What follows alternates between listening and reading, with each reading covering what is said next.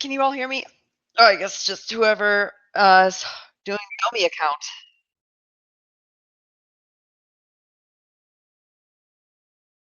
Oh, okay.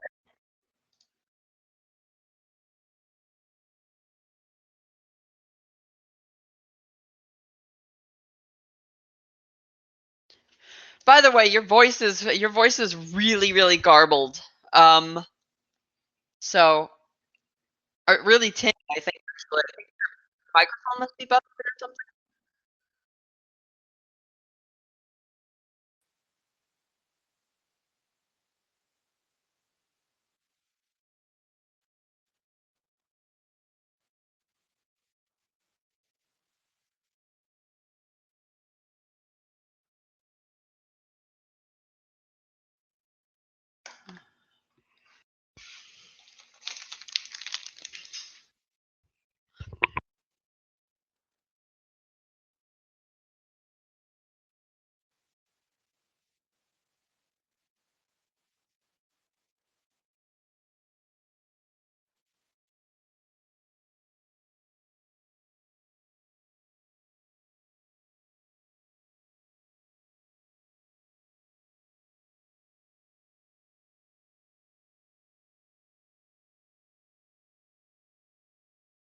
I can't hear you for the record.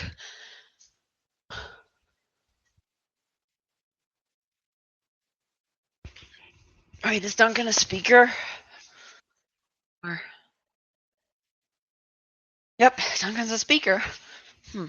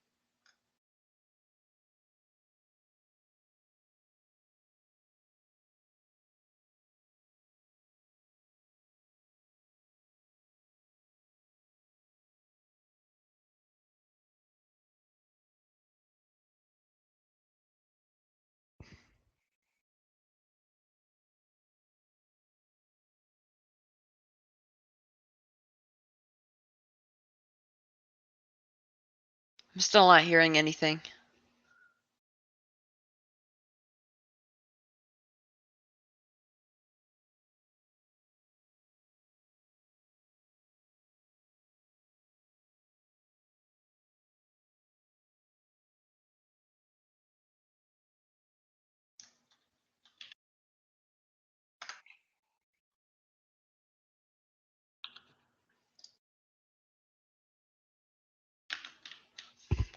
I still can't hear anything, by the way, Duncan.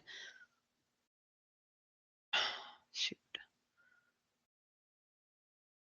Can anyone else hear Duncan? I guess react if you can.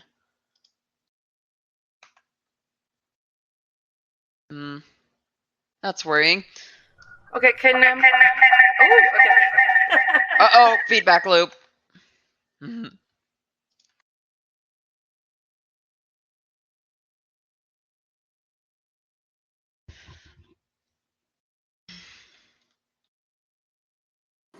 Hey, what's up? What's up, people? How you doing? Hello. Hey, Nova. What's up, Duncan? What's up, Indy?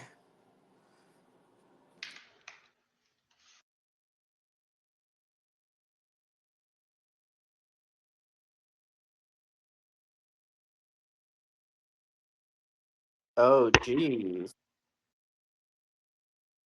Yes, we we can hear you at least.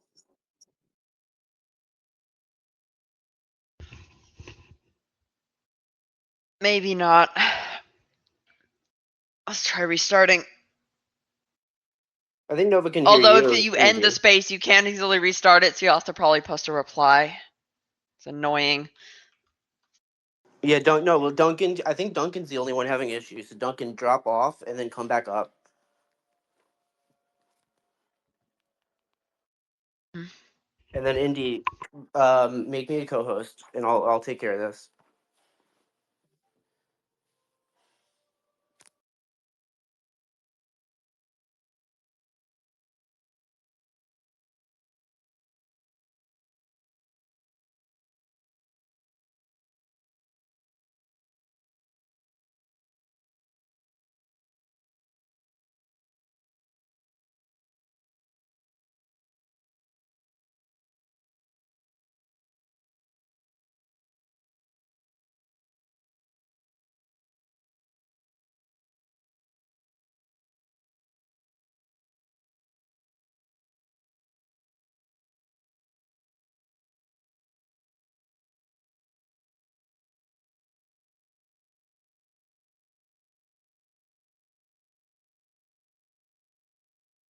Just figuring out some small technical difficulties, peoples.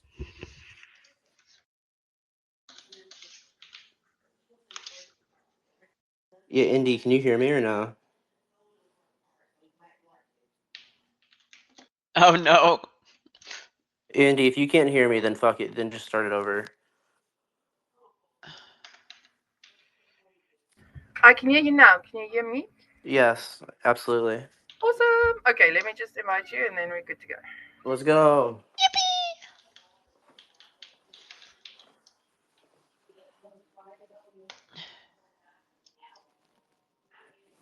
Okay, Nathan, I think you've been invited to co-host. Yes, I have all the space power. Let's go. Right. Okay, so I'm gonna be on back burner here. Okay, Duncan needs to be a speaker.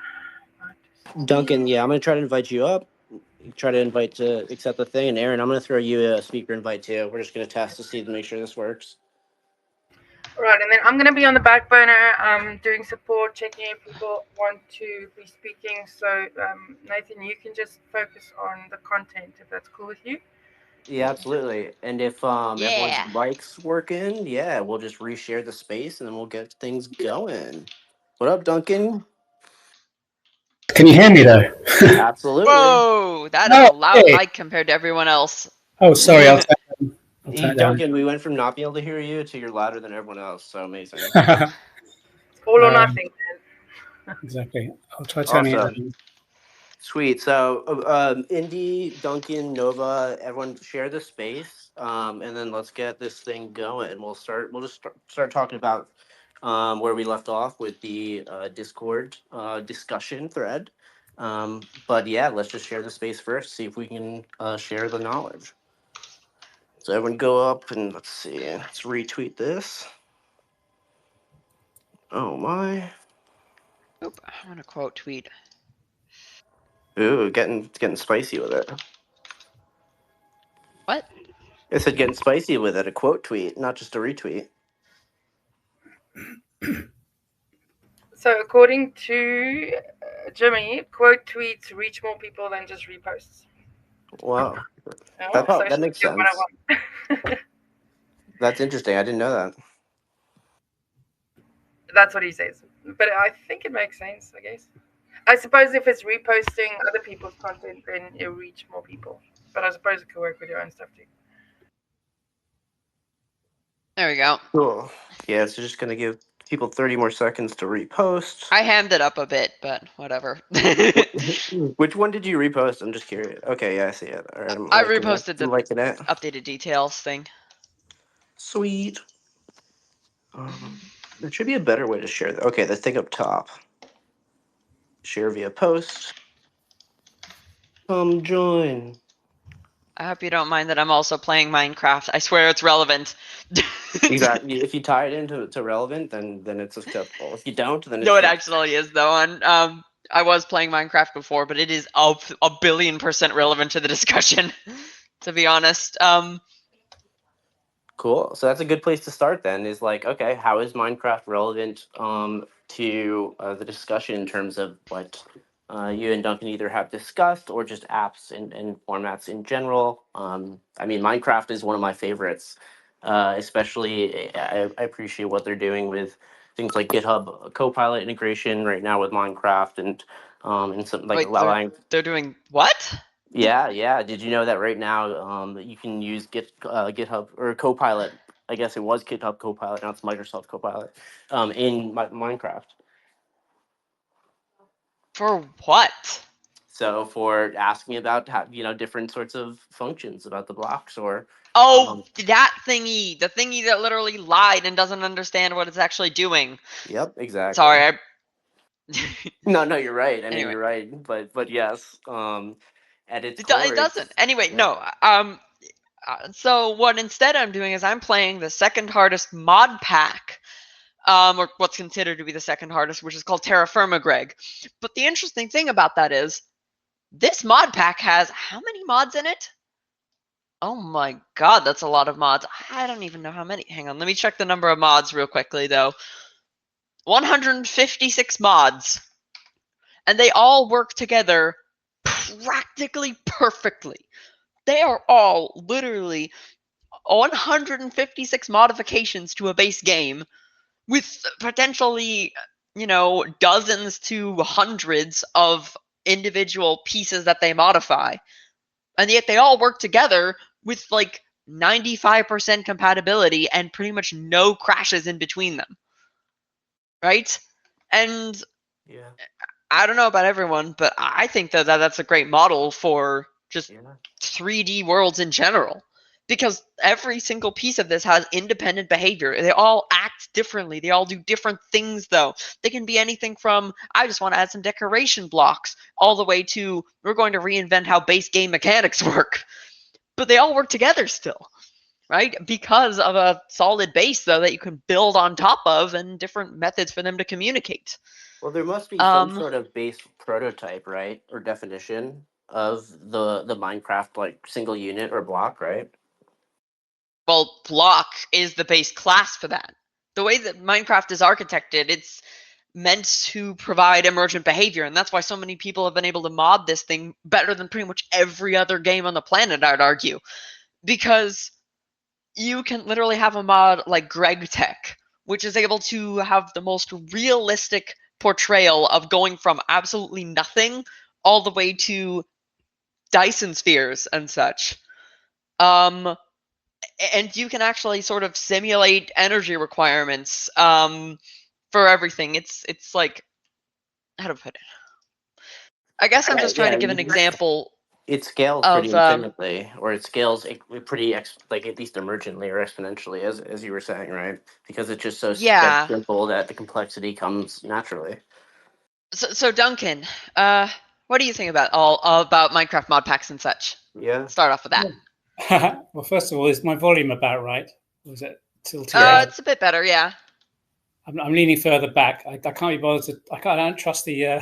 No, you're perfect. You're perfect. Okay. Well, I've built my own Minecraft mod for my programming language. If that helps. Ooh. Sure. What do you mean by that? Yeah. I'm not too familiar with exactly what you're doing, so I am interested. Oh, this is a bit unrelated. Well, it was related, but it was a long time ago. Is when I was implementing my ideas in Java instead of C, because Minecraft was in Java. So I thought, well, why not just implement my programming language, which I built in Java, just merge it into Minecraft. It was the best fun I've had messing around ever. It was just so brilliant. It was great. Yeah. It was great because things like you write a program. I wrote a program in my language which would allow you to select an object by picking two corners of a cuboid and then hitting another. Yeah, I think it was a sword or something and an axe or something to mark the points. And then you could just use another tool to paste it back down again on another bit of land and make it a duplicate of that piece of, the world. Things like that. And also things like writing a program to just completely wipe out vast amounts of terrain and things like this. Yeah. It was just amazing fun. It was just like being God. Right. So Duncan, what did you think? Nova is saying that, okay, this could potentially be one, at least a starting place or one way to think about a model for potentially, let's say, different, programming interactions between objects in the metaverse, right?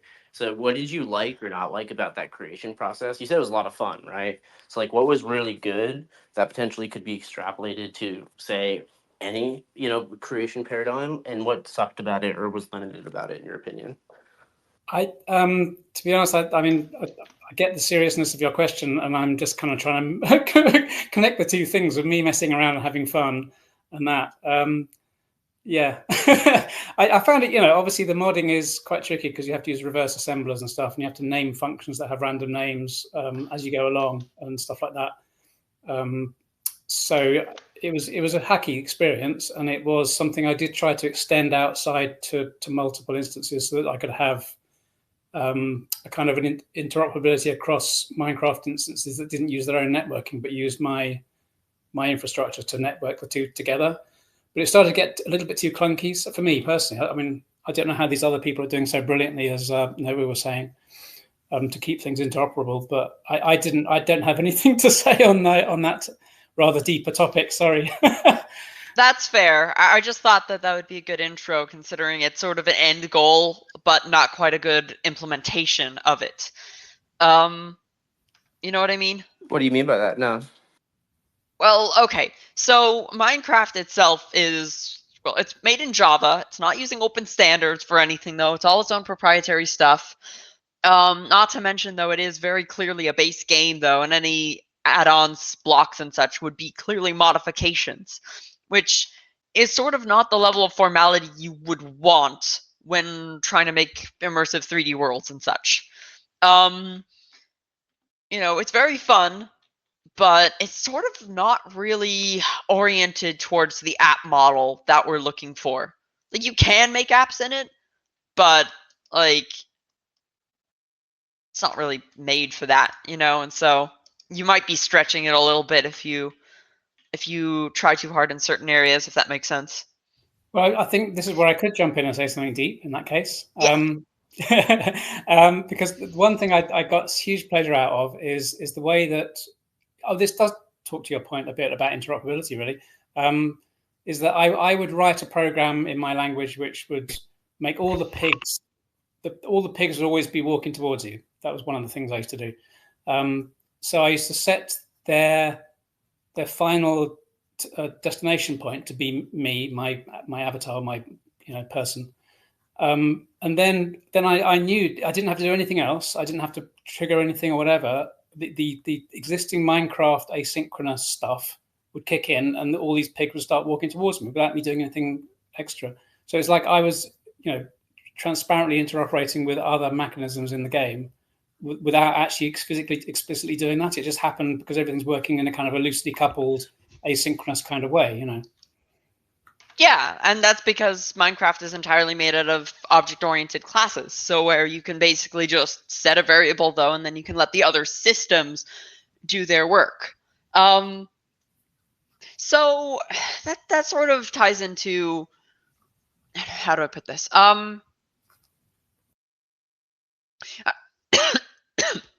Sorry, I'm just thinking about what to start off with, because there's so many different aspects to this. I guess I could just start off with sort of what I see, what I want to do for all of this, though, and what I think is best. Or you could do that, Duncan, or I don't. Well, let's start with where you guys think we are, right? Because you mentioned like the Minecraft as one way to view it, right? But how about in terms of if this was something that was tried to apply, right, to say an open source standard, right? Where are we at right now? And then let's go to where you think we could go. The only way that we can measure where we're at is if we have an end goal, to be honest. Like, the way that I think of doing this is, personally, I think that we should have a set of standards, though, that are the least implementation possible on the outside. Like, the API should be so tiny and so compact, and all of the actual real behavior should take place inside of code that is completely interoperable across everything, so that we don't end up with the whole browser problem of now you literally have to have thousands of people spend hundreds of thousands of hours performantly tough, trying to make the stupid browser implemented. Right? Imagine everything because we have 5 billion different web standards. Yeah, or the different standards for sure too.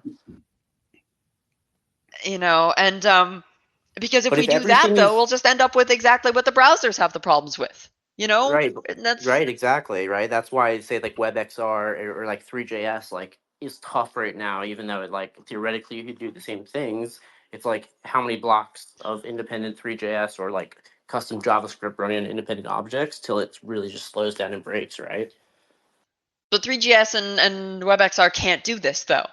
I mean, they theoretically can, like Metachromium, for example, has proven that they sort of can. But the problem is, though, is that that's, how do I put it? That's basically the equivalent of mods in many other games and that aren't Minecraft, where effectively you have a completely separate system running alongside the main system, and they just don't quite fit together properly, if that makes sense. Like, you can overlay things on top of each other, but if they aren't aware of each other's existence and such, then it becomes really, really tricky. And also, not to mention, WebXR just isn't really that easy to implement. It's a lot easier than some standards, but I think we can still do better. And plus, WebXR certainly does not integrate well into the actual core of many virtual worlds and such. Like, if you want to have a 3D object, though, WebXR is overkill as hell, because you're now having to worry about where your HMD cameras are, and you're having to worry about pose prediction and all of this stuff, though, that, while you want to be able to render complex things, you don't want to have to deal with all of this other stuff, though, that is clearly doable by, whatever virtual world platform you're in. So, in essence, though, something like Minecraft, where you can create an object, though, and it can interact with all of the other objects, and technically speaking, something else renders it, but you get to give as raw of rendering instructions as possible. That's what I think is much more compelling. And where we are right now is basically the DOS era compared to that, right? Because in DOS, you could only really open up one full screen app at a time, and you couldn't really have multiple different windows in the same space and all, right? And so effectively, you end up in a situation where people can only really make tech demos because they can't really use these objects in context with other things. So no matter how good your idea is, you'll always be hampered by the fact that you can't multitask it with something else on the web right now in 3D. And so that's waffle. Yeah. Well, no, that makes a lot of sense, right? It sounds like there's either a trade-off between like it is performant, but it's almost impossible to build things with, or you build things with it, and it's just not that performant, or you have to make other sorts of trade-offs of like limited scale, right? It's So I not think- impossible to build with 3GS and such. There's many different things. A-Frame is an incredibly accessible Right. way to get into 3GS. The problem is, though, is that... Nova, you are fucking too... I don't think... Hey, watch the language, waffle. Let's keep it civil. What One more were chance. you So saying, though? Waffle, you can go. Just don't curse or like whatever. I'm not... No, I like Nova. I follow Nova. She's very intelligent. I didn't know I was going to curse her. I wouldn't curse her. Absolutely. No, this is awkward. Like, I feel bad. No, you're good. But yeah, do See, you have it's something to add? Italian-American discrimination. Yeah, we're just gonna It stay on really topic is. today. In any fucking space. Anyway, what was I talking about? So I guess the thing is, though, is that, we want to be able to multitask 3D objects, though, and we want to have completely rich, flexible, we want to have rich and flexible interactions between objects, though. But there are sort of, I feel like, a couple balancing points and things that are pushing and pulling against that. So this is from my experience, though. I've sort of developed inner code for game engines, though, and I've used game engines a lot.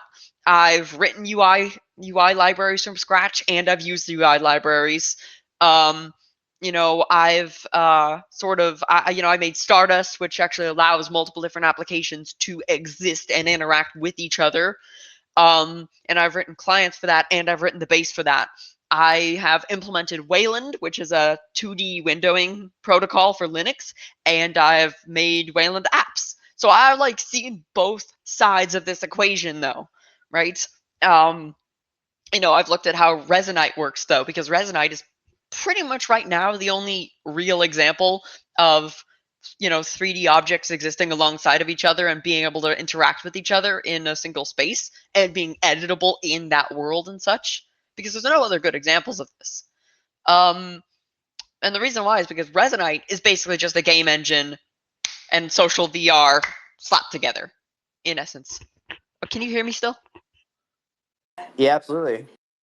Okay, the indicator wasn't showing. Anyway, so Resonite is the only example of this that we have right now, but it has a lot of individual problems. So I guess let's talk about the generalizations I've come up with. And Duncan, feel free to interrupt me at any time, by the way. I don't want to steal everything. Well, I just back on the Resonite question. When it was yep. What was it called before? Something else. Oh, Neos. Yeah, Neos. Yeah. I was digging into it a little bit to try and find out how they worked and how they did things. I don't think it was ever properly open source, but I think I don't know if the pronunciation is correct, but is it Fruxa or Frux? The main. Yeah, Fruxius is the lead developer, and Frux Engine is sort of the base networking layer. Yeah, so I don't think I ever really managed to dig in deep enough to find out what those details were about how it worked under the hood. But I believe it has some kind of asynchronous object transfer peer-to-peer thing going on, but I don't think it was ever detailed anywhere. But that it sort of is. They're basically refactoring the whole thing now to make it much more efficient, and to avoid some of the glitches that come with their old architecture. But there are some things I love about Resonite, for the record. Like one of my favorite things about Resonite is it is as flexible as a game engine, by far. But that also has a downside where you're limited to game engine paradigms, even if that's not the best thing for what you want to do. Its UI toolkit, for example, very bad, because game engines cannot do UI to save their life, except Godot, which actually has a pretty good system for it. But that's mostly because the Godot node structure is very, very similar to most UI interface builders you'll find, just by coincidence. So that's why they literally built the editor inside the engine. I thought they do emphasize 2D quite strongly in the project, I believe, generally. Yeah, they put a lot of effort into it, and it works legitimately well. Of course, I think personally that the reactive declarative paradigm is way better than that if you're trying to make UI, and that's why basically every single mobile app in existence now uses it, and most web pages do. Well, so basically, how to put this? When you have something like game engine UI, and this is also why this actually ties into why, for example, we can't just have a scene graph or a game engine and just make that our standard, and why I think that's a very bad idea to even try. The main reason is because, simply put, whatever underlying architecture you have, sort of your source of truth, let's call it, that has certain things it's really, really good at architecturally, and certain things it's really, really bad at. For example, game engines are really, really good with object-to-object interactions, though, and when objects actually contain their own state, right? That means that your scene graph in a game engine is your source of truth, effectively, though. You update values there, and then values there display, right? The problem is, though, is that sometimes, like when you're doing an app, for example, and you want to save and load things, the source of truth will oftentimes be in some abstract struct or something like that contains all of the data for what you are currently editing. But the problem is, though, is that a game engine source of truth cannot be externalized outside of it. So you effectively have two sources of truth. You have basically your text input component or something like that over here that has its own internal piece of text. And now you have your raw string over here, which is something that'll be saved to your file, for example. And now you have to remember consciously, okay, once this thing updates, I've got to plug it in to set this piece of text in the abstract data. And then if that abstract data gets set, I need to now wire it up. And so you have kind of like two sources of truth. Yeah, well, it's kind of It's almost not like an async, async. though. Well, no. I'm saying it's almost like an async paradigm could help sync them up potentially, and time them potentially. However, you're right. Like, what this is interesting, especially like when you talked about before, like if there's, say, each object or an individual, has the individual logic potentially, or individual, information about itself or its perspective, right? Like those have to come together somehow and talk to each other, The right? So like, what do you problem, think about that? the problem is though, it always requires somebody manually hooking it up. And since people are fallible, that effectively means, though, I have to remember to hook up every single little piece of this. You wonder why so many games have a bunch of weird glitches, though, when it comes to like, I can literally, put 5 of these into my inventory over here, and then and then I can basically exit out of the shop screen, and then I can literally, throw them into this chest here and do glitches and all of that. That's because you have multiple different sources of truth that you're now trying to juggle all of the movement between. And that's where the glitches happen, though, because simply put, though, it's just incredibly complicated when you have multiple sources of truth. Some things like ECS basically decide. ECS is Entity Component System, by the way, which is game engine technology that is starting to be used for more physics simulations and all. And for the record, that's the kind of paradigm that USD is as well, just to be clear. Which USD is Universal Scene Description, made by Pixar, but now NVIDIA and so on are trying to make this sort of the standard for the metaverse, which, essentially translates to, let's make this thing that you can't re-implement because it's simply too huge, and has like 5 billion different types of components, our main interop format for everything. Well, does it work? You're saying because it's so huge, though, but doesn't some of this work well on, say, like the Apple Vision Pro, and also you like how would you juxtapose USD or USDZ versus GLTF? Yeah. Technically speaking, the Apple Vision Pro does not actually use USDZ. It is only Reality Composer that does so. And that is a UI framework, though, that you can just decide simply to not use. So technically, it's the Apple tooling for the Vision Pro that actually uses USD, but not the Vision Pro itself, just to clarify. So whatever we do, we can still plug into Vision Pro stuff. By the way, even if it doesn't use USD at all. Just thought I'd clarify that, because that's a pretty common bit of confusion, though, and I almost suspect that Apple's trying to do that on purpose, because they're trying to push USD to be the main interop format, but it's a conspiracy. I don't know. A conspiracy theory, so I don't really know. But where was I? Yeah. So basically, though, if you're doing UI, for example, you want your source of truth to be as close to a file representation as possible. You want to basically be able to say, take this whole struct, serialize it, save it to a file, and then I can just take that file, pass it over to somebody else, and it'll just run through the deserialize function and spit out a struct, right? And you want your UI to effectively be a projection of that raw data onto specific UI components. And that's what reactive declarative UI is best at. That's what React Native, Swift UI, Jetpack Compose, all of that stuff, Vue, they're all reactive declarative. And there's a reason why they're so popular, and it's because I can basically say, I have this struct named person, and that person has a name and a phone number or something like that, though. And then you can literally just say, okay, make a text object, though. Literally just take the text from name and just paste it in there, and I can put whatever I want around it. So that's amazing, and it's right? just, I mean, React and so forth, sounds awesome, and that's actually right how even the home on your Quest headset, for example, is built, is with actually 2D React panels, right?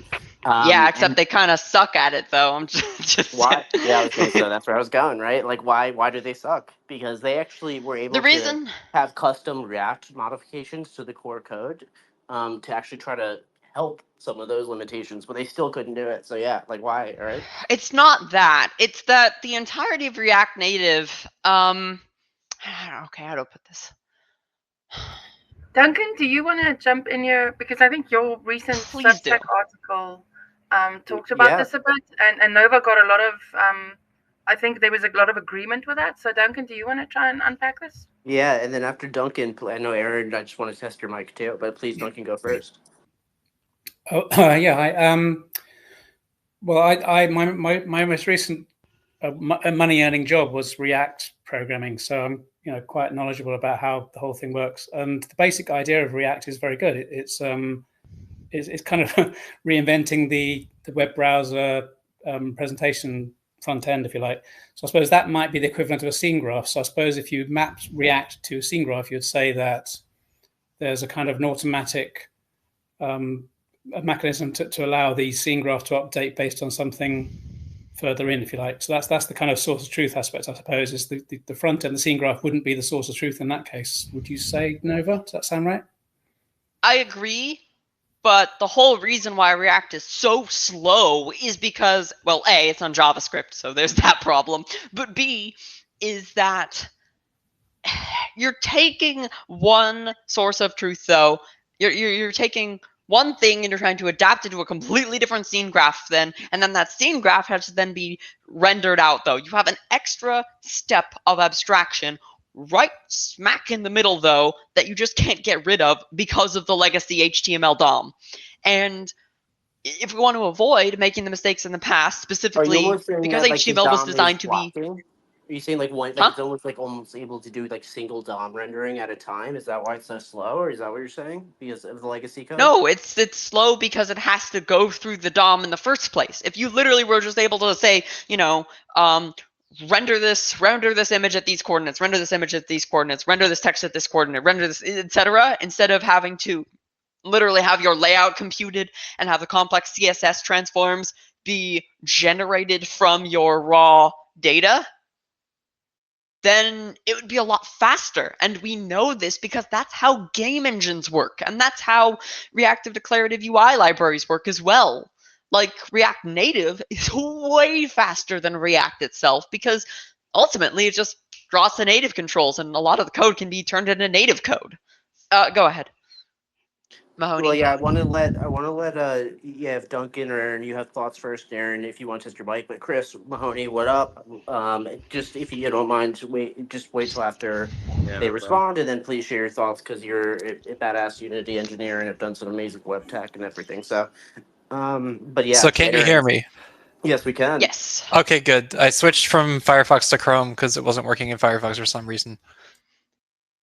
Awesome. Yeah, we can hear you loud and clear. Yeah. How's it going, man? You have what do you think about this? So for this particular the past few minutes, I don't have anything to say about this, but earlier I was trying to say something when we were talking about like what existing projects are doing, like Minecraft and Resonate, and I wanted to just interject there that the status quo is that everybody is doing their own thing, right? Everybody has their own representation of their data. Everybody has their own way of processing it and rendering it, and there's not a lot of agreement on ways to kind of interrupt this content.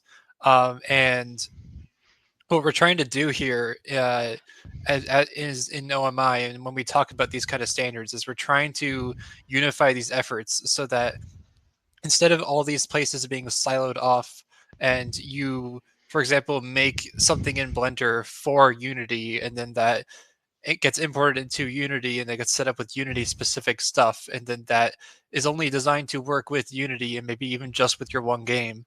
We want to break down these barriers so that we instead have a way to make generalized content and send it to different apps. And that's tangential to the composable metaverse that what we're discussing today, but I just wanted to mention that. No, it's a great point, but it's just what do you just one thing to add to throw it back to you, Aaron, is what do you think about the different versions of Unity, right? Because it's one thing to say like Unity versus Unreal, it's another thing to say Unity 2022 versus Unity 2021. That's another huge aspect of this. So there's this philosophy called file over app, which is basically a philosophy of saying that if you want to make something persist and still be readable 50 years from now, we should try to make it run on a system 50 years ago. And how do you do that? The only way to do that is to put everything in a file. You cannot depend on an app or a specific version of an app, especially because things change, apps will change. They won't be able to load that old data anymore. So what we need is to agree on standards for these file formats so we can serialize and transmit things, not just across different apps and different platforms, but also across time. We want to be able to send this content into the future.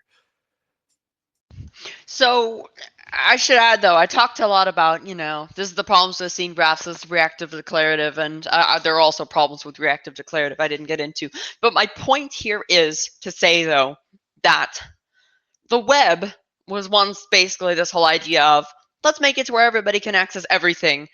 However, there's been problems with the web that I don't want to repeat.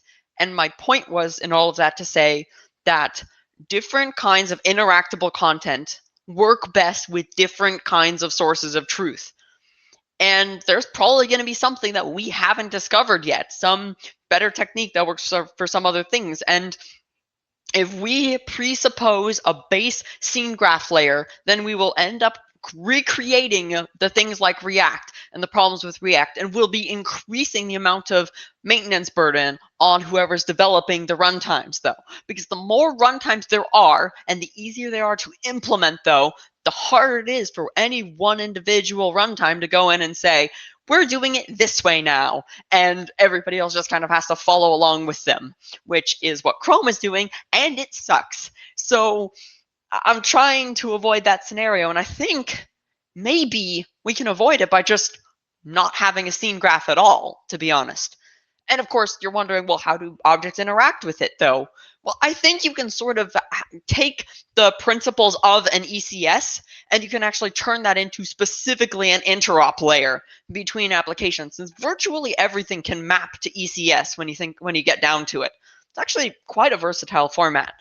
It's kind of like how you can use the Vulkan renderer without, like the Vulkan graphics API, without it prescribing any scene graph onto you. Exactly that kind of thing, though. So where are the limitations and that of it? allows you. What can't you do with it?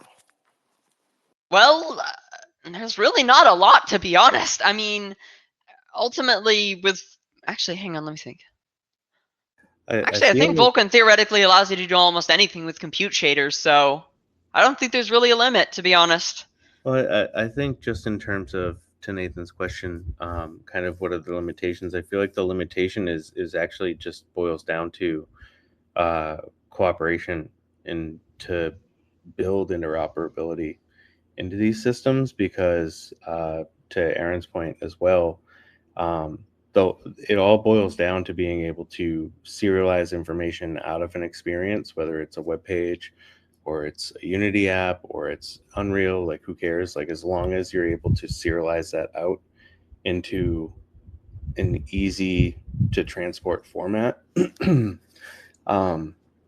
It's interesting that, as part of like OMI efforts and stuff, a lot of what Unity provides in terms of addressable system and content delivery is specific to their platform. Epic will do the same thing. And so I think to Aaron's point is basically like there needs to be a universal kind of serialized metadata about this information. And I think where that conversation always gets hung up is someone tries to put it on the blockchain, and you don't need the blockchain. You can start with MongoDB or start with a flat file, right? And figure out these standards, because, especially with kind of how Ethereum in crypto formalized their standards.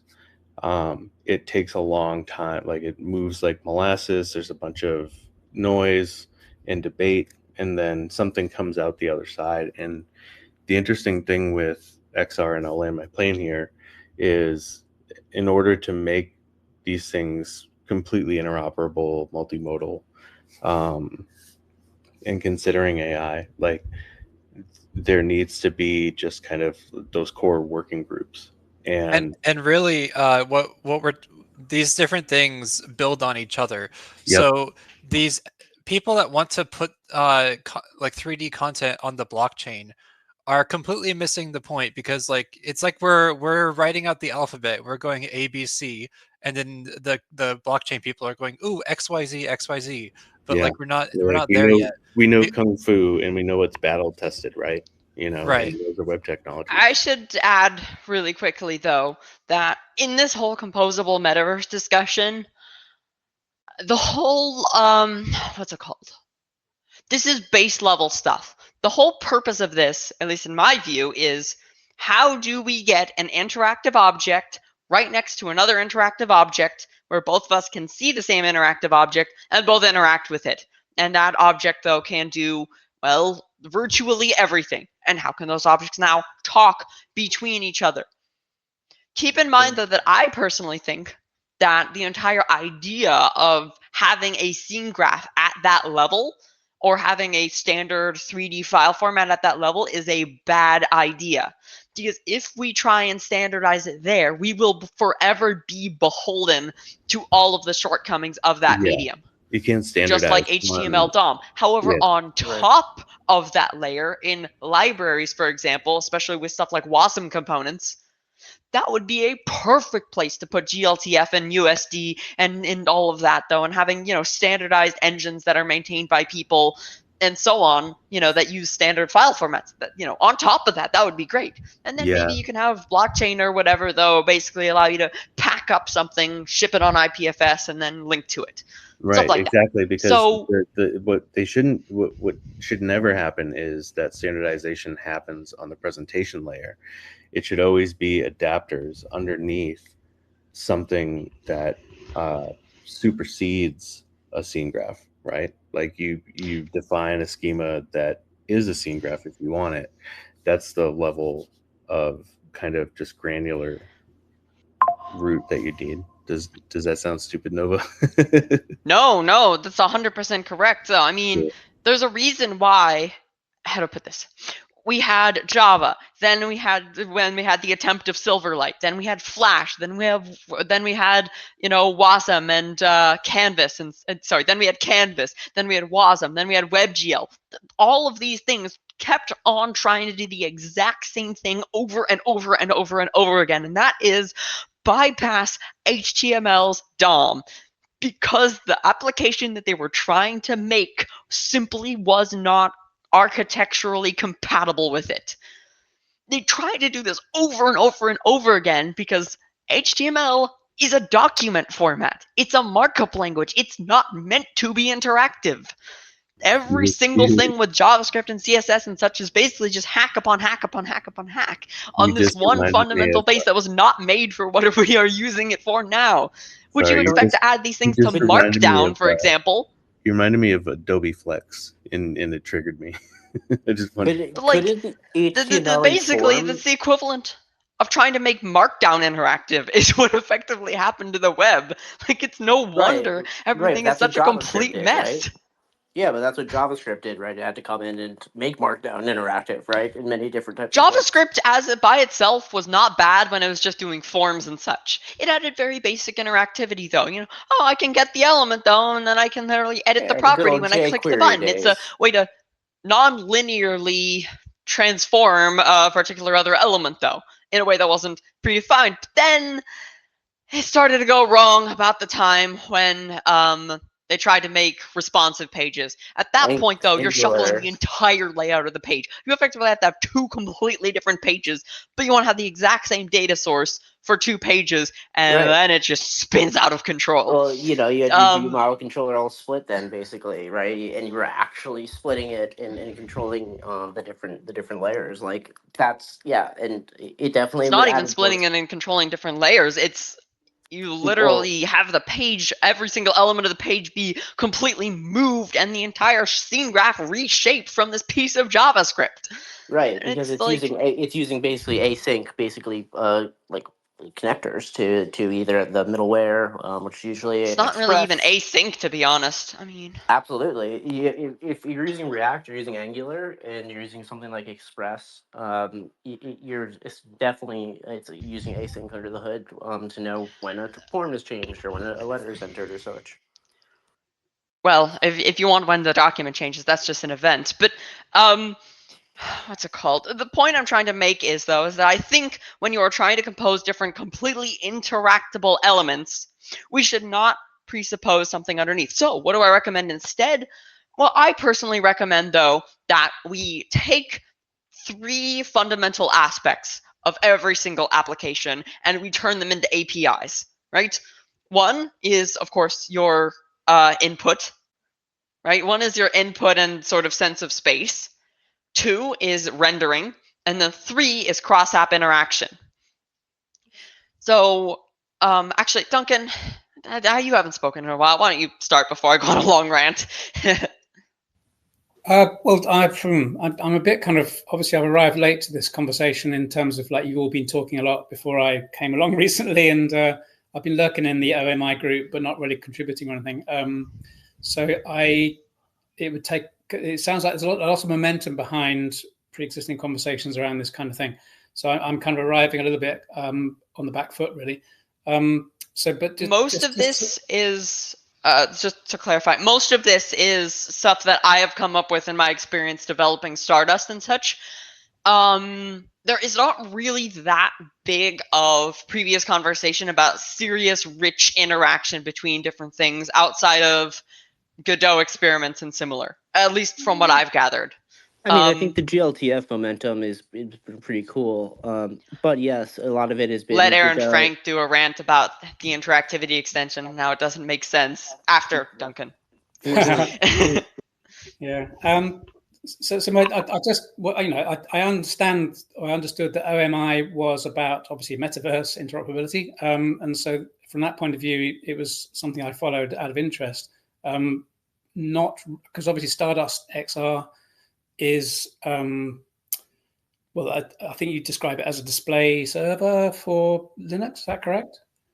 Yeah, it's a combination of an XR system UI for Linux and also a prototype for a more generalized web standard or similar, like we're talking about here.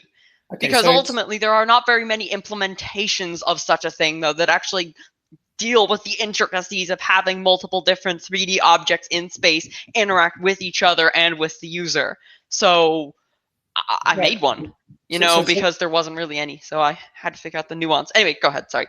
So my point I'm trying to dig into here as a kind of a newbie to this conversation really is that my understanding would be that OMI would be about having, Second Life talking to whatever, some other, I can't think of a good example. VR chat.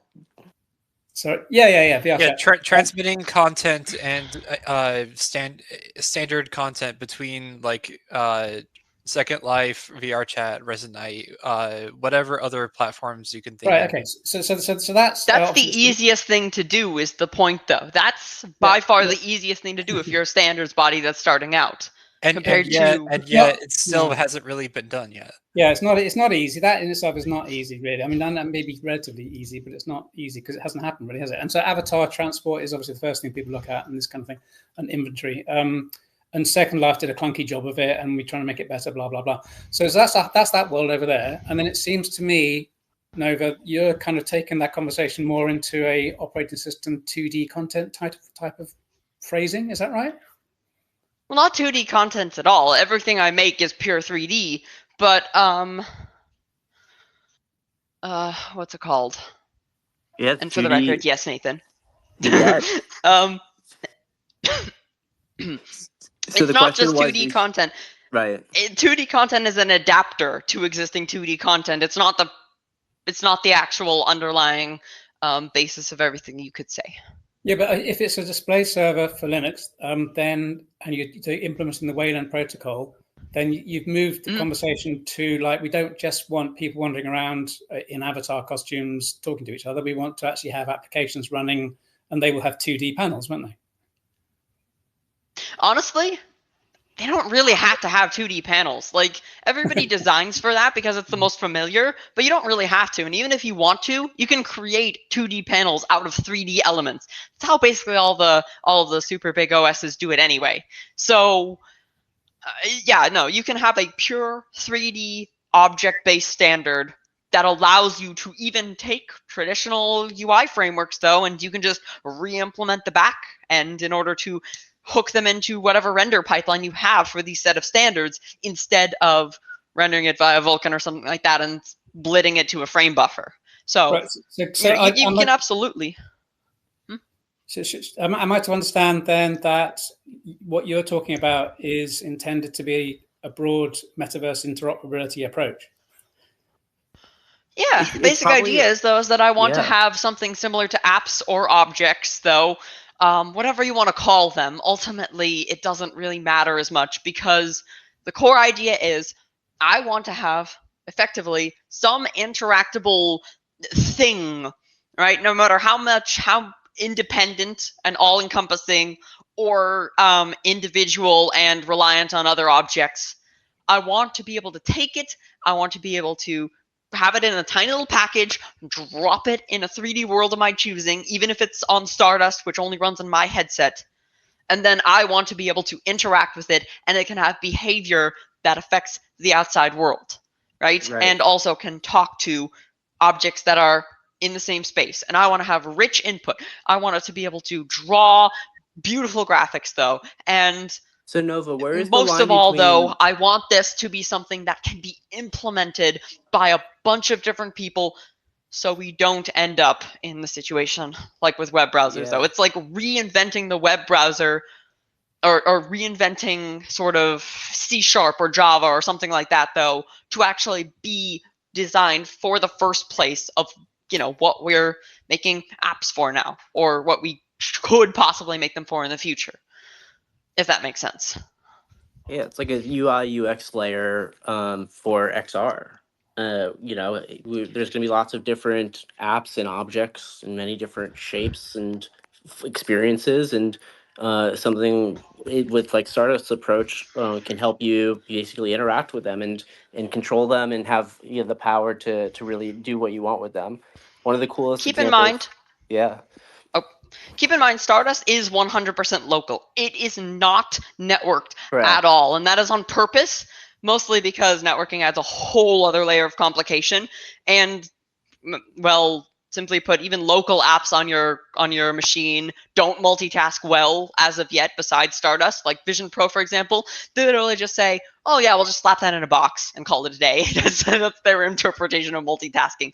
Slap it in a box, though, have 3 gestures to interact with all your stuff that's in the shared space. It's not pretty. So where do you see the line between Stardust and potentially, like you said, that like either client or networks layer of standard that can either be optimal for Stardust or optimal just for anything Stardust and others? Well, first of all, I should emphasize, though, that what I'm thinking of this being is something similar to Java, effectively. Well, not Java itself, but like the Java libraries that are used to pop up a window and such, and then accept mouse input in. So Java in this case would be similar to Wasm, but how do we have those interface standards, though, that can be implemented in a 3D platform, such as, I don't know, is Immerspace still alive? Something like that, that's web-based. That they could effectively implement this standard from Wasm, and all of these Wasm interfaces and such. And then you could literally take a Wasm app, and you can then have it in a packed file, like a Webpack or TurboPack or whatever the latest thing is. You can then drop it into an environment, and now it would effectively run, and it would, have its display. You could input it, interact with it, etc. And some other person saw the exact same thing that you did, right? But effectively, though, the layer we're working on would be those Wasm interfaces, and an example implemented runtime, and libraries that use them to actually make making apps inside of that much easier. At least that's the way I see it. Well, what do you think, Duncan? Oh, hi, yeah. Right. So just to okay, I'm obviously running a bit slow here. So basically, if my example is what I call the tennis ball test, which is what I described in my MetaWeb article, which I've mentioned on Discord. I haven't been able to read all the articles. Sorry about that, but go ahead. Yeah, that's fine. That's fine. So I'm just going to try and go over it now. So the tennis ball test is you have a tennis ball in, I don't know, Second Life or something, and you walk over to VR chat, and you can still bounce your ball and interact in that world with your tennis ball that was originally built in Second Life, that kind of thing. So that would require in your system, I think, that you have a Second Life client to the server, and then how would you then do that kind of asset interoperability between those two applications in the backend, to those two clients? There's no assets. I mean, the assets are internal to the actual app itself. So keep in mind, though, I understand what you're going with the approach of let's have a standard file format, though, that effectively describes a particular object and its properties. And that's the scene graph approach, though. And that works well for some kinds of things. But it starts to become a problem when you start to scale outside of individual little objects, or you try and add even more types of, say, physics and such. Like, okay, I'll give you an example. That tennis ball, for example, right? OMI has I think it might be a work in progress, maybe you finished it, a physics extension for GLTF, right? That effectively allows you to describe a collider shape and its physical properties. The problem is, though, is that while implementing this one little thing, though, you now effectively have to implement it in some other platform as defined in the spec, or you simply don't have physics at all, right? And your thing is broken. There's no such thing as a polyfill for other platforms because polyfills require code, and scene graph stuff normally does not contain code, and even if it does contain code, that's a much less efficient form of code, and oftentimes, because of the way the tooling is set up, it ends up being that scene graph based code just does not actually encompass and does not let you do as much as compiled code or bytecode compiled code or something like that, like WASM, if that makes sense. So even if the GLTF and interactivity extension were to, get properly implemented, it would still struggle to take off, though, because you're effectively having to create massive amounts of new tooling in order to support it. And even then, though, the moment I want to do something like, hey, I want to talk to other apps, boom, now you have to make an entire HTTP specification, and you have to plug that into GLTF itself, which is quite cursed if I do say so myself. And it's just, it just doesn't work well in practice. Every time that somebody tries to make a standardized scene graph format, though, that can be ported across different runtimes, you always end up in a situation where I want to define said behavior that just doesn't work. And that's why Java happened, and Silverlight happened, and Flash happened, and Canvas happened, and so on. They all, anyway. Oh, go ahead, Paul. Hello. Congratulations, you're still working away at Stardust. That's amazing. Your stick-to-itiveness there. Yeah. And it's been a while since we chatted, but I heard USD earlier, not that long ago in here. I just wanted to follow up on that a little bit, and that seems to be catching on. It does have a physics extension, and which is, I guess, at its base level implemented with an open source physics library, PhysX. And I'm not sure what you mean by interactivity yet, but you certainly can compose very large scenes, many of gigabytes in size. And it's not the size that's the problem, really. But I'm just kind of curious how OpenUSD fits in. I heard you say it's kind of a layer above, kind of like, and I guess there's some GLTF OpenUSD interoperability work going on at some standards level. But I'm just kind of curious about how OpenUSD fits into this interoperability, which I'm just wondering about this OMI group. So I can't speak for all of OMI, but the way that USD would fit into the thing I'm proposing is you would effectively have a WASM USD library that you could use to effectively take any USD file, and you could run it as presented, and all of your little USD extensions would be hooked up to the cross-object interoperability standard, which is more a communication channel than a specific interface standard, for the record.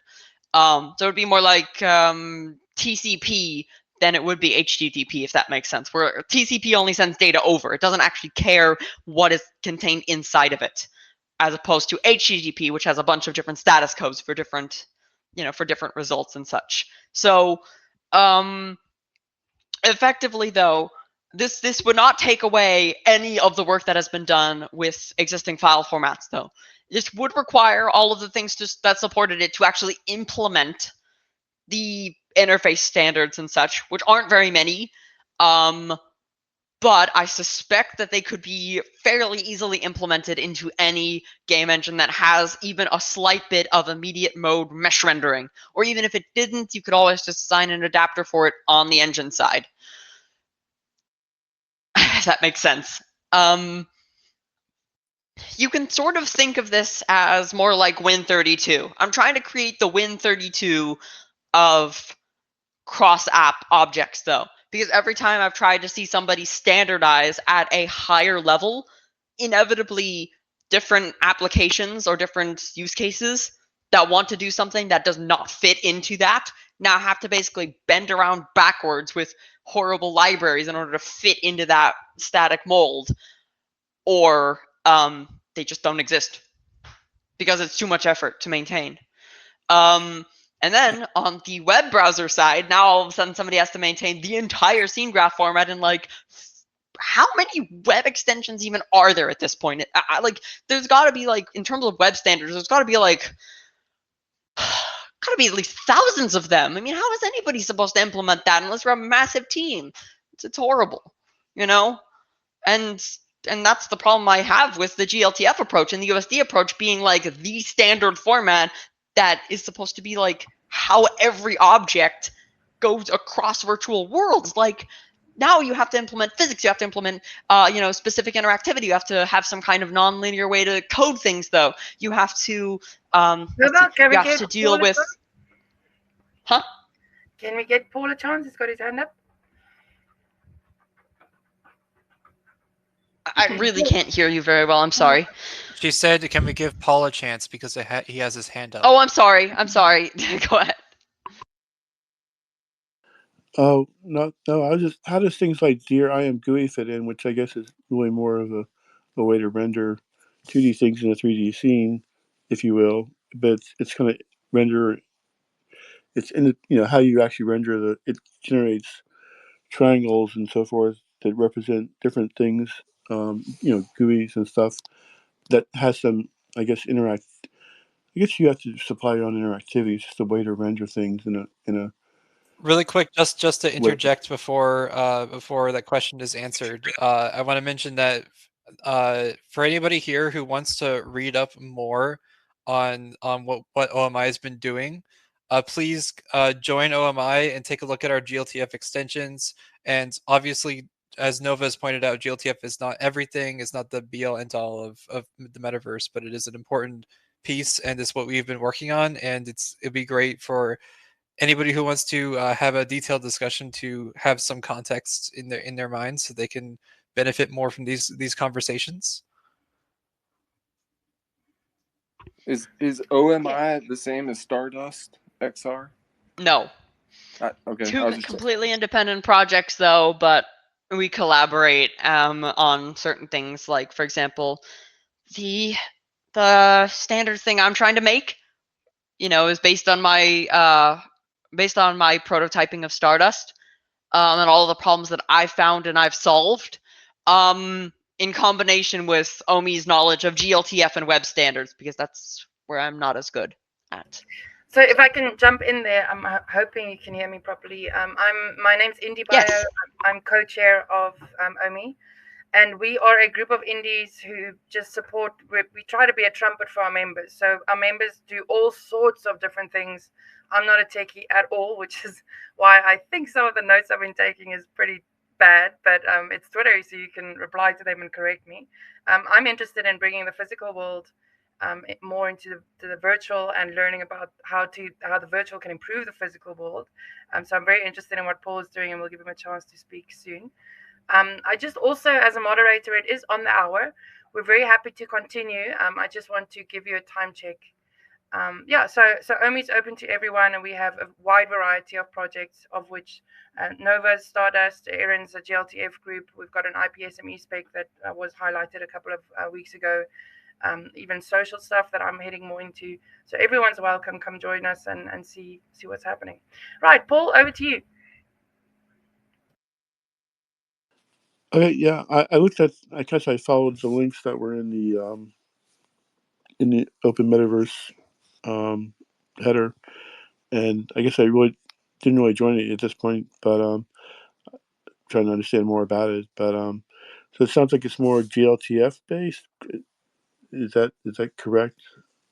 GLTF is a very Or is big that part just of our group, but we're not excluding anything else.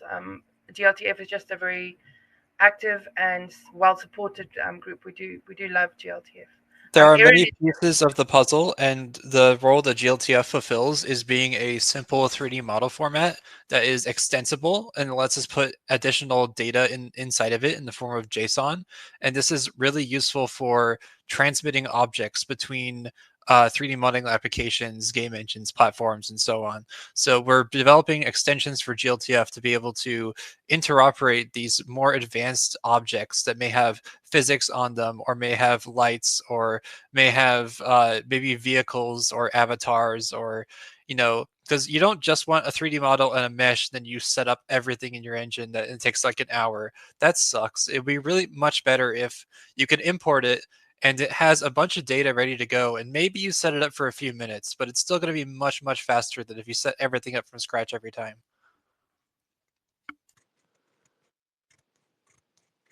Man, cybersecurity and cyber auditing's fucking gonna go off the chain. Like, you guys are talking about like people who download shit all the live long day. This is much bigger than the chain. If you want to put something on the Awesome. blockchain, you still need to agree on the data format that the data goes in the blockchain will have, and that's what we're developing. So we're developing the underlying data format that kind of everything else it could build on top of. So if you're interested in this, please get involved, because the current status of the GLTF extensions we've been doing is eager for contributions. We have I have been working on a bunch of pull requests to add new extensions and enhance our existing ones, especially focused recently on physics and vehicles. And these things are like the specs are mostly there. They're complete. They are even implemented in Godot engine and implemented elsewhere as prototypes. And we want more people to get involved to take a look at it and see if this is actually something that's going to be useful to you, if we're doing it correctly, if this is going to be importable into Godot, Unity, Unreal, Blender, whatever platform you're on. We want to make sure that this data can be loadable in every as many engines as possible, while also being complex enough to be useful. And fun and cool and fun. Yeah, that's all I got to say. Fun is an important goal. Yes, the vehicle stuff I worked on is very fun. Everybody forgets that it's you gotta have fun. It's got to be fun, or nobody's gonna do it. Paul, over to you.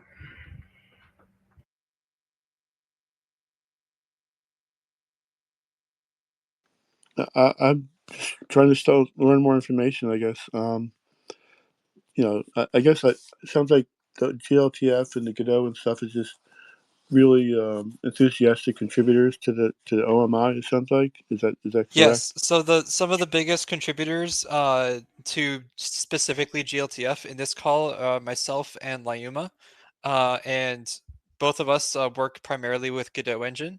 I'm working on the SF pipeline a lot, and Lyuma has been working on VRM support for Godot and a project called Unidot, which allows you to import Unity scenes into Godot. we both have a strong interest in ensuring that there is a open standard data format that allows us to exchange data between these game engines more easily. Okay. So if we get down, so basically the composable metaverse we're talking about here is kind of, I guess I'm trying to, the composable metaverse is a do much some more bigger research. picture than just GLTF. GLTF is about describing specific 3D models, objects, and so on. And there are also efforts to add things like scripting to it. But what the composable metaverse overall discussion, the topic of today, is what stuff like what Nova's been working on, developing these standards to allow you to compose together different 3D apps and have them work and live together in unison, kind of in the same harmony as how you can have multiple apps running on your computer in a desktop, because you can have so many different apps and different programming languages with different rendering systems, and the operating system doesn't care, it just displays them. And if we want to have a bunch of different 3D objects, though, that we can both have a standardized view of of the same 3D object and such, but also make it accessible and make it to where it's not just theoretically, what's it called, platform neutral, like a lot of web apps where some platforms just have worse support for PWAs than others because of the browsers that are developed for them. Right? If we want to actually make it to where everything does share the exact same set of things, then let's engineer it from scratch to where, in my opinion, it should be that everything is treated exactly the same, and we should not assume we know what kind of content it is. Because with what I'm proposing, though, you could easily put HTML or something like that on top of it. You can have document formats on top. You can have game engines on top of this, though. And you would have game engines that basically spit out all of their different renderable objects into the set of standards, and boom, now you can render all of your, you can render and export a game from your favorite game engine, and it can run alongside others, and you can even have that one game be shared across multiple people. But, and that's something that, how do I put this? It's not very popular on the web right now.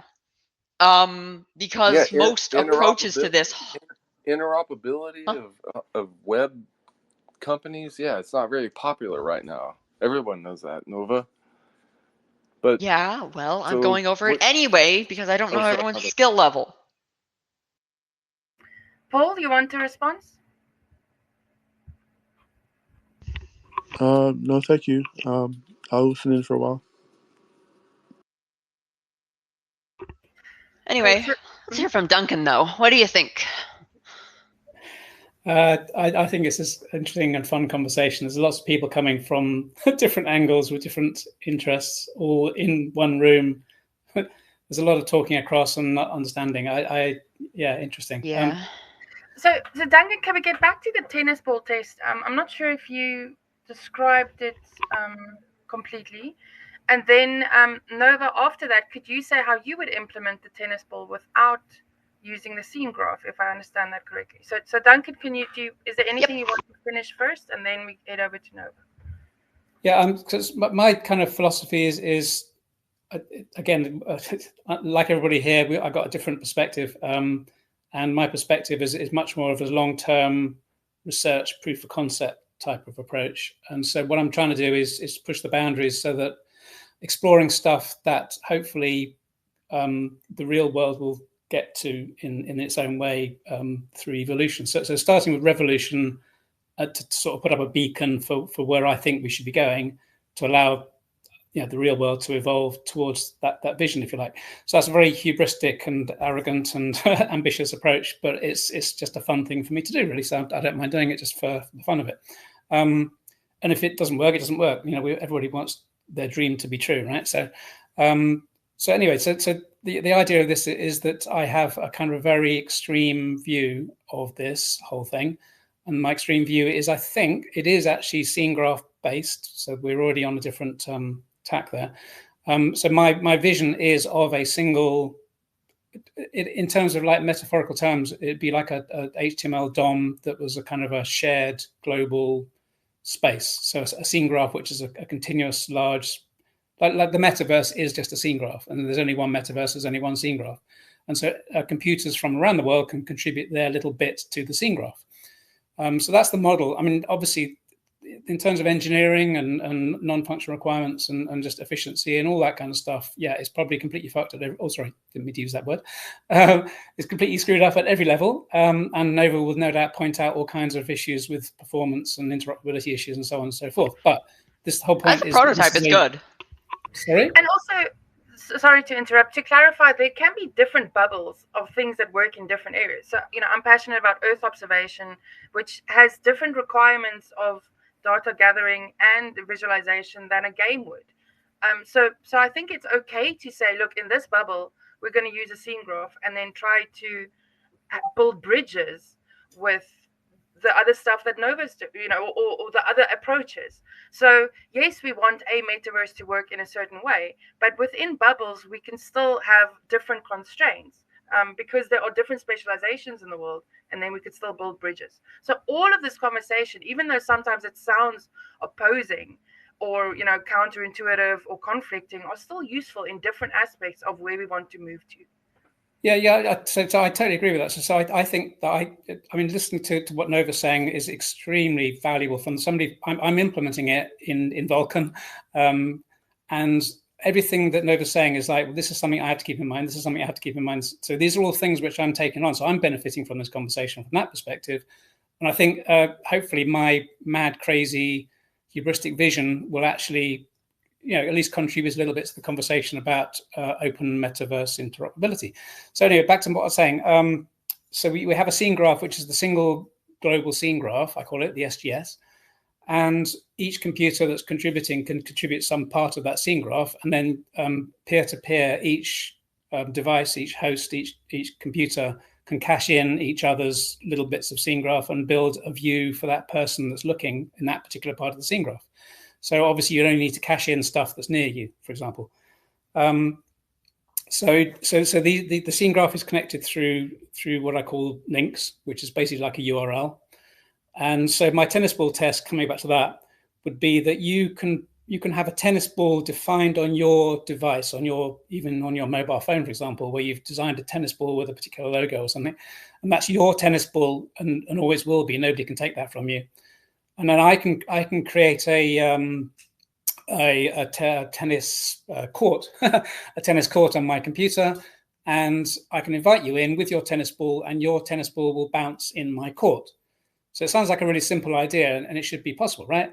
And so that involves, given that things are working peer-to-peer, it involves obviously your tennis ball object being cached into my court and my court being cached into your world, so we can cache each other's objects across the scene graph. And then the actual physics of interoperability is, well, who owns the source of truth on that? So I would like to be the owner of the source of truth on physics because I'm the tennis court. Your ball will have its own idea about physics because it's your ball. But if you come to play in my tennis court, then my physics rules override yours. But you can still run your physics rules locally to give yourself a kind of a head start on what I'm, to try and predict what I'm going to say in my physics. So that's how I see the kind of tennis ball test between worlds. So we can have two people independently developing two completely different worlds where you can build a whole games world in your computer. I can build a whole games world in my computer, and we can discover each other. Excuse me. And we can go, oh, okay. So now we've got each other's URLs, we've got each other's links. We've never met before, but I can now point a link at your world, and you can point a link at my world. We can walk. I thought Roblox already did that. We can walk across from world to world. I can walk into your world carrying one of my balls, and you can walk carrying your Skittles into my world, and everything still works. Everything works interoperably between those two worlds. That's the vision I'm trying to work towards. So sorry, somebody did speak just then. Who was that? So how does this relate to what Roblox has apparently done? That's what the speaker was asking. Sorry, I didn't quite catch that. It's very quiet, your microphone. I said, like, what's the difference of what you're talking about? Like a centralized, like, game. I don't understand, but it is very late here, in America, in the Americas. But I mean, like the golden goose is that yeah, you like somehow, which I think is going. I think it's happening. Like it's like basic stuff, but yeah, I mean, but how are you going to compete with the the the amount of like servers and things that's going to take? Like it's like you have. I guess it's a beautiful thing. I'll say this: it's a beautiful thing. What we're experiencing is that people are like working. They're like and they're crazy and they're working and they're doing stuff that goes against like Microsoft and Apple and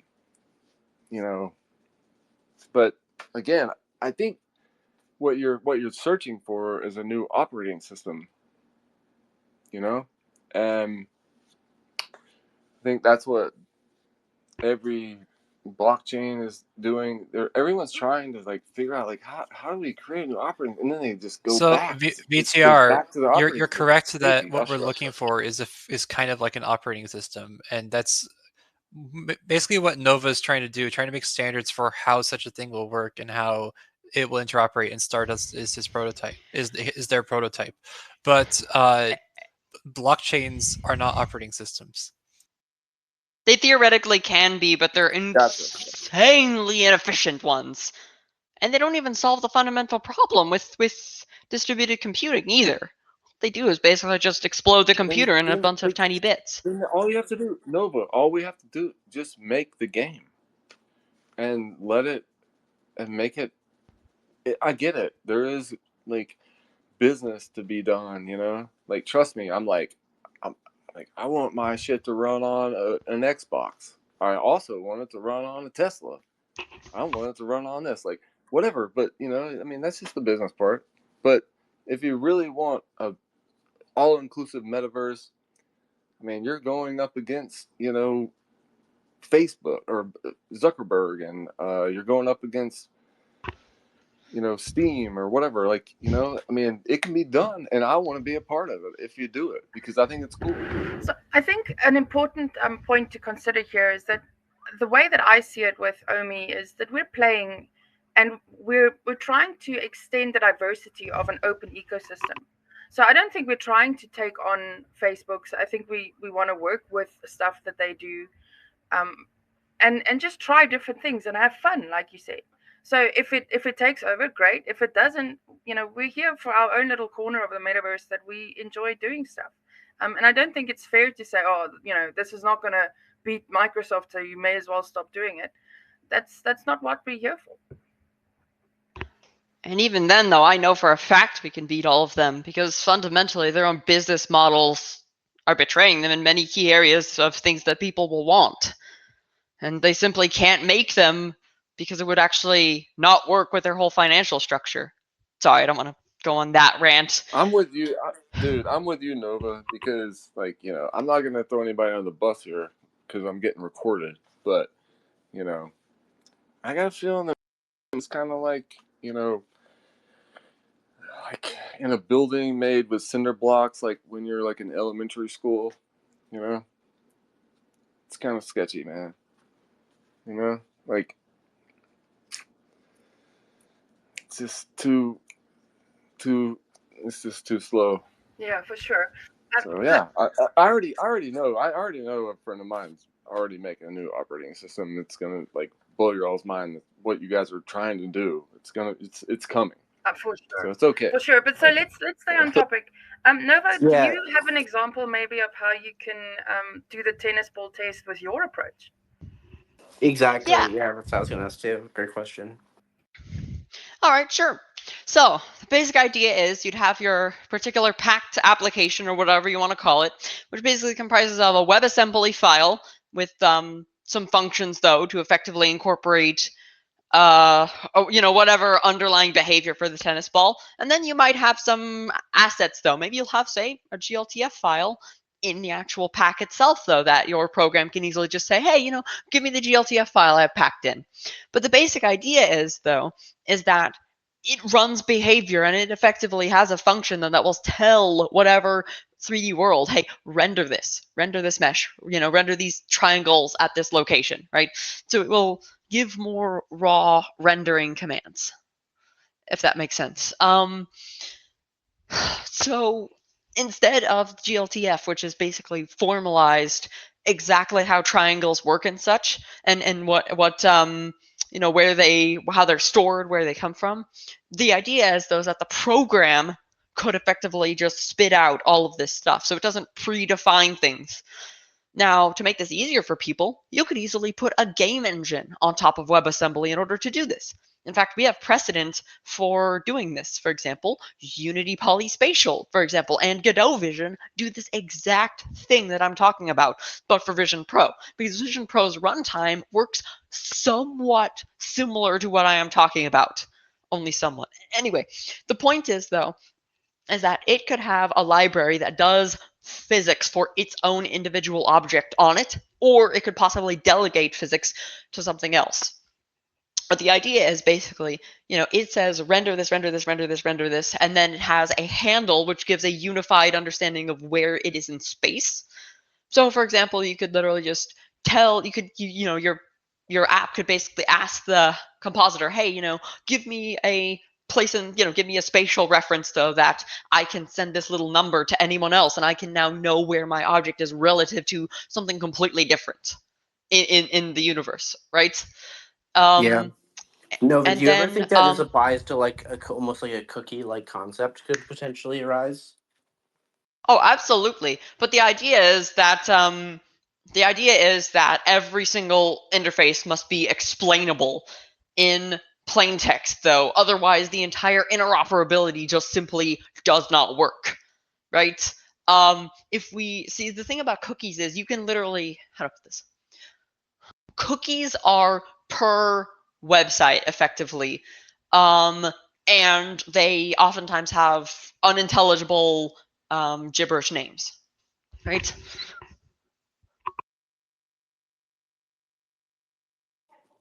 But basically, what's it called? Dang it. Nova, give a moment to think. I think Paul wants to say something. Let's give Paul a chance while you gather your thoughts. Paul? I think Paul was saying bye. Okay. All right. Yeah, Paul. Yeah, Paul's a genius. Absolutely. I definitely want to have Paul on here as well. I'm very interested. From a personal perspective. Very cool. So Indy, what was the coolest point you remember or have heard tonight personally? Like, what stuck out to you as just like, oh wow, that was interesting. I didn't finish yet, but okay, Nova, you got your thoughts together? Do you want to carry on? Yeah, Nova, if you have your thoughts, please. Anyway, the basic idea is you would have that whole ECS cross-app system that I'm talking about. You could have a interface for physics, though. So similar how you would have a GLTF standard for physics, you would have an interface for physics that would basically describe how the runtime and other physics objects interoperate between your object and something else, though. You don't even need to pass then physics. They would you be need to able pass the spatial data and like physics properties potentially, right? Right. And the cool thing about this is the runtime can easily implement one of these objects and plug it into that whole cross-app interop standard, though, right? And keep in mind that standard does not specify exactly. It doesn't specify physics. It doesn't specify any of that. Those are interfaces built on top of the standard. The only point of having apps communicate is, right, I need to standardize, okay, here's the name of the interface, though. This particular object implements these particular interfaces, and so on, though. The whole point of it is just to be a communication channel that specifies the specific schema to communicate with.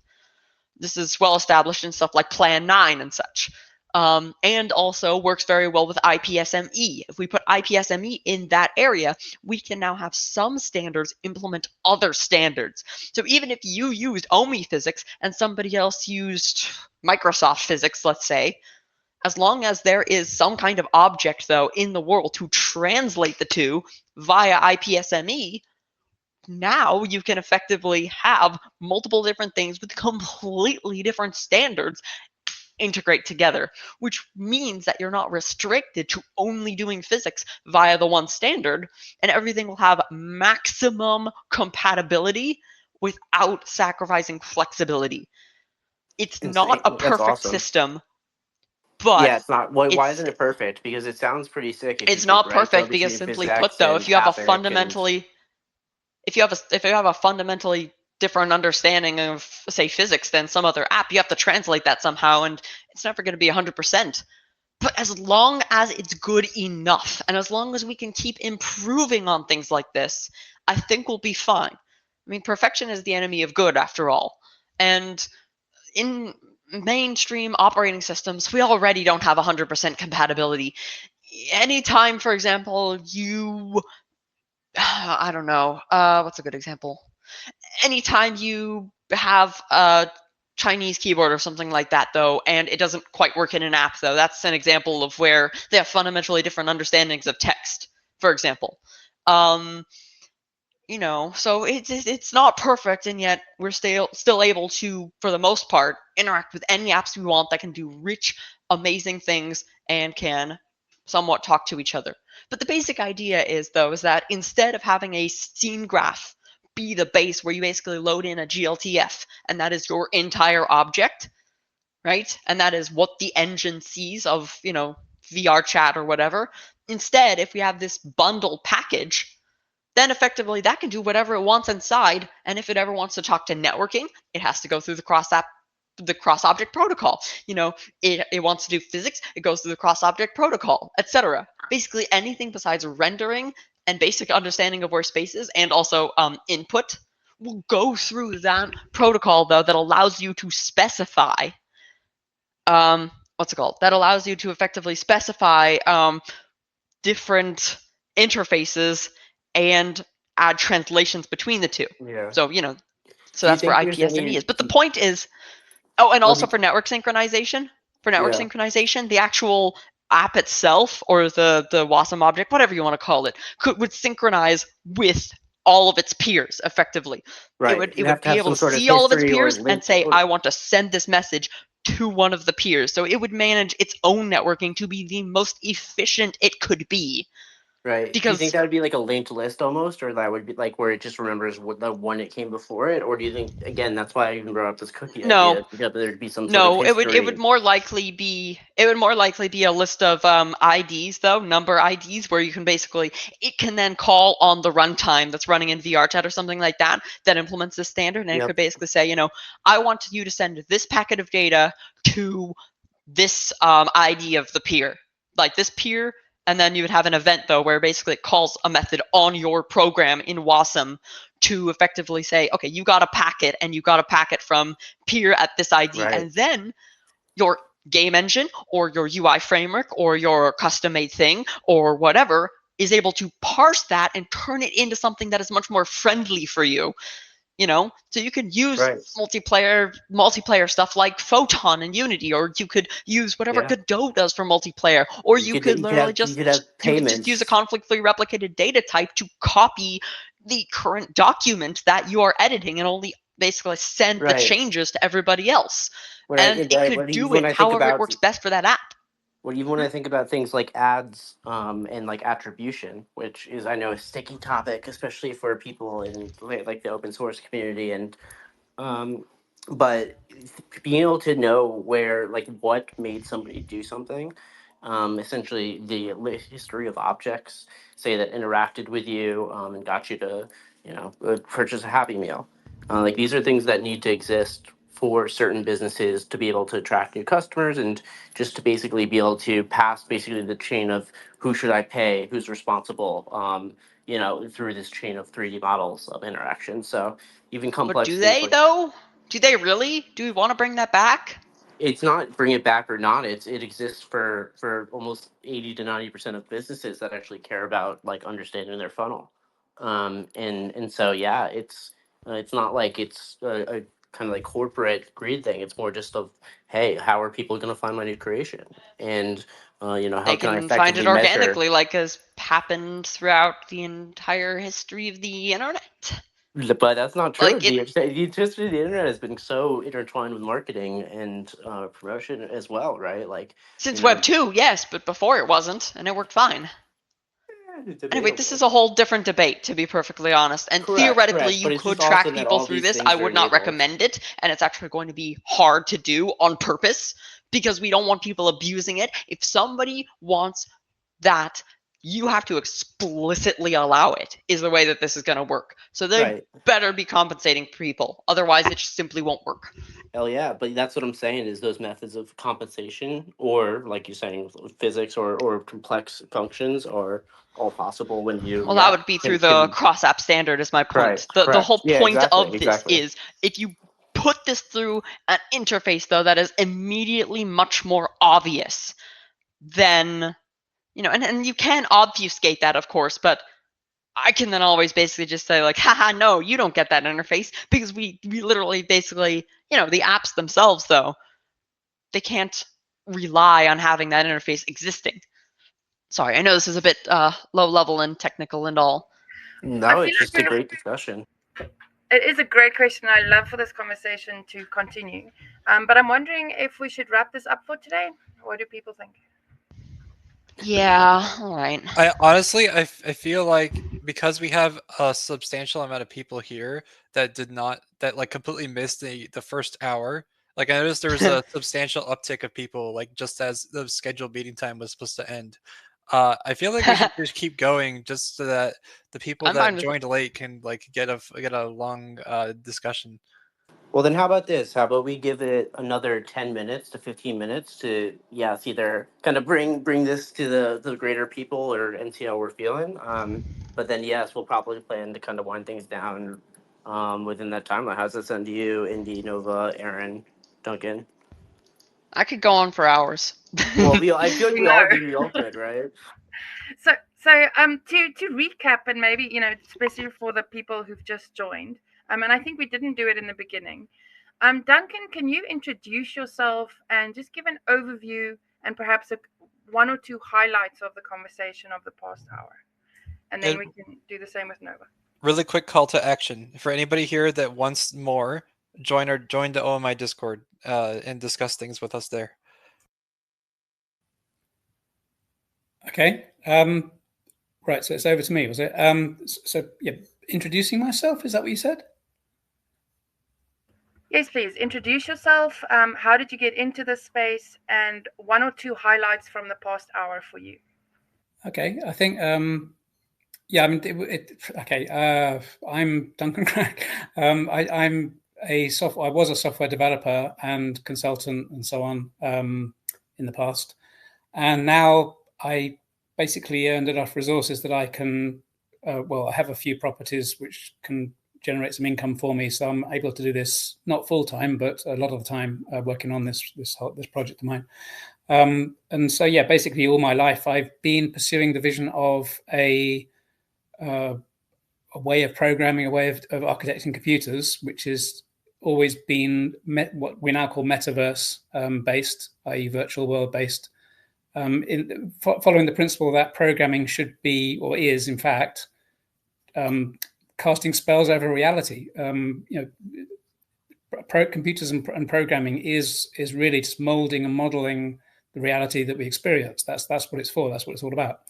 That means obviously that 3D virtual worlds fit perfectly into that concept, where end users, normal people, people who don't program, who are non-technical, should be able to, if they can write a spreadsheet, they should be able to mold their virtual or augmented reality around them. So that's my kind of broad, huge vision, is that, we should try and make programming and access to computers much more democratic and much more open, not just techies doing their techie stuff. So what I really, early on, back when I was a teenager, 40 years ago, discovered was that a declarative approach was the key thing for that. And declarative means instead of telling the computer step by step what to do, you just say, I want this to be achieved, and the computer works out for you how to do it. So you don't write the detailed program, you just say what you want, and the computer has to go and figure out how to do it. I didn't expect in my lifetime to see AI progressing as fast as it did in recent years. And I have to admit, it has thrown me a bit of a curveball for how to achieve some of this stuff. But basically, that declarative idea of say what you want, not how to do it, is kind of underpinning this whole idea of democratizing computing. Because if you can use a spreadsheet, then you've got enough ability to program computers. That's my view. So given that, all those kind of broad brush philosophies, my current interest is writing an operating system, which is a operating system for a computer, which would be an AR device, an augmented reality device. So my current prototype has a pocket device, which has a PC with a battery inside your pocket and a wire to some £300 or $300 Viture AR glasses, which allow you to basically walk around with your computer on your head. As a prototype towards a vision of the future where AR glasses will become much better and the virtual world will merge more seamlessly with the physical world. And so allowing us to experience our enhanced reality, our XR, as non-technical people. So we wouldn't be like a crazy person walking around with this kind of weird headset on. It would actually it'd be normal for all people to be experiencing a kind of an enhanced reality, which they are in control of. So that also feeds into the idea of decentralization and peer-to-peer, is you can't give control over to big tech for this sort of stuff, because this is going to become very, very, very personal to you. You can be walking around with this stuff, as we do with mobile phones, on us all the time. So we want to actually be in full control of that, which comes back to this idea that we should empower people over technology and not have them disempowered by big technology companies. So that's all the bits of my vision. And I'm working on it, programming in C, on Vulkan, and I'm doing it through scene graphs and through it's basically a lot of code to write in different layers. I've got an operating system to build, I've got a Vulkan scene graph to build, I've got a programming language to build, but I've done it all before in other languages. I just got to do it in C now. So it's a lot of work, but I'm having fun. And it's great to be here to talk to other people who are thinking about metaverse interoperability, because what I'm building is what I think of as the metaverse, or the kind of future virtual world that's shared by everybody in the same style the web does, i.e. there's only one of them. So for me, it's not about interoperability, it's about a vision of a single metaverse in the first place. And so the interoperability is a kind of a legacy backwards embrace of technology. So in other words, if we wanted to bring in stuff from the web, then you could just bring Wikipedia, for example. You could just import the whole of Wikipedia into this virtual world and experience pages floating in front of you, just floating around just like they can. So it would actually be a backwards compatibility to legacy systems vision, rather than trying to interoperate between current systems. So that's a controversial view all round. This conversation has been good because obviously it's highly related and relatable, because Nova's working on what is effectively an operating system level thing. The display servers are very much what we experience as an operating system. So that's connected very closely. And so, it'd be great to have more conversations about this. But yeah, do bear in mind that I'm a kind of a starry-eyed visionary, and that's really what I'd like to end. So thanks very much. Fabulous. One highlight from the last almost 2 hours now. One highlight from today's conversation for you. Just the diversity of people and conversations is extraordinary. I don't know how you try to bring this whole how you bring it all together in what you do, because there's me with my crazy world, there's Nova with their crazy world, and we're all a bit crazy in our own ways. How on earth do you bring all this stuff together? I no idea. Good luck. Thank you. So on that, I think we're all crazier, and so no one's allowed to tell anyone else that their idea can't work, because who knows, we're all crazier. So that's a feature, not a bug. All right. Nova, do you want to introduce yourself? Tell us why you're working on this, where you're coming from, and one highlight from the past hour. Yep. So first I want to say, though, that basically everything that Duncan is saying, I kind of agree with. Or at the very least, though, I want to see actually be practical to implement in reality. But the thing is, though, is that in progress of making StardustXR, which is my main project, it's basically sort of the system UI layer for Linux and augmented/virtual reality. You can sort of think of it like the Vision OS shared space, if you know what that is, or something sort of like Resonite. You know, it's a sort of a base layer for your operating system in 3D, where different objects can talk with each other, and you can use your 2D apps and so on, all in one place with a headset. So in the process of making this, I have looked through a ton of ways that people have done a bunch of different programs historically. I've looked at game engines and UI libraries and operating systems and display servers and all of this. And I've noticed, though, that those starry-eyed visionaries, though, right, while their ideas are great and I want to see them exist, almost always the way that they are implemented at a core level basically means that whatever the particular bias or idea that the person is doing does not extend to absolutely everything that is needed to bootstrap an ecosystem from the ground up. Like, I want what Duncan, I want the ideas that Duncan is proposing to be something we can do, but I don't think they can be, how to put this, I don't think they can be the only thing. Like, you can't build literally every single type of application well on top of that kind of system. And so what I'm trying to do is I'm trying to make it to where every single kind of application that is built or potentially can be built or so on can be built on this one cross-platform layer, though, using all of my knowledge of how developers use code in practice, to effectively build a set of standards where you can not only can you build anything, because technically you can build anything on the web as it is, but you can build things well. You can build them to be incredibly fast. You can have really good developer tools.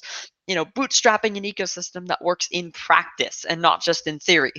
I think the key is you need to have agency in in the system you're building on top of. And that agency cannot come at the expense of interoperability, because that's sort of the really, really tricky balance, though, where effectively, the more you can do things however you want for your own individual app, though, well, the harder it is to make apps, work together and such. And so it's a complete balancing scale, and it's really, really tricky. And stuff like IPSME really, really helps with that. But currently, nothing really implements IPSME. And so trying to make that fundamental layer where people and have maximum agency to make whatever they want, and yet it also is incredibly easy and encouraged and part of the core of the system to make things interoperate, that's the tricky part, is that balancing act. And so I'm trying with using Stardust as a practical implementation of what I'm trying to do. I'm trying to sort of balance those two at the best point I possibly can, to where people get maximum agency and maximum interoperability, and so on. Like, for example, I'll give you a perfect example. Phones are pretty high in terms of agency and very bad in terms of interoperability. You'll notice that most phone apps don't even know of any other app's existence, much less be able to communicate with them. I was actually thinking like opposite of phones, because phones don't give you much agency to change the system UI. Like okay, to be fair, they don't get much agency or interoperability. Like, if I want to use my Quest, like if you view Quest as a phone, it's basically running Android. Like, if I want to use my Quest and change how the system works, I can't. Mm-hmm. Yeah, you can't do it, though. And that's incredibly frustrating if, you don't fit into whatever molds they designed for.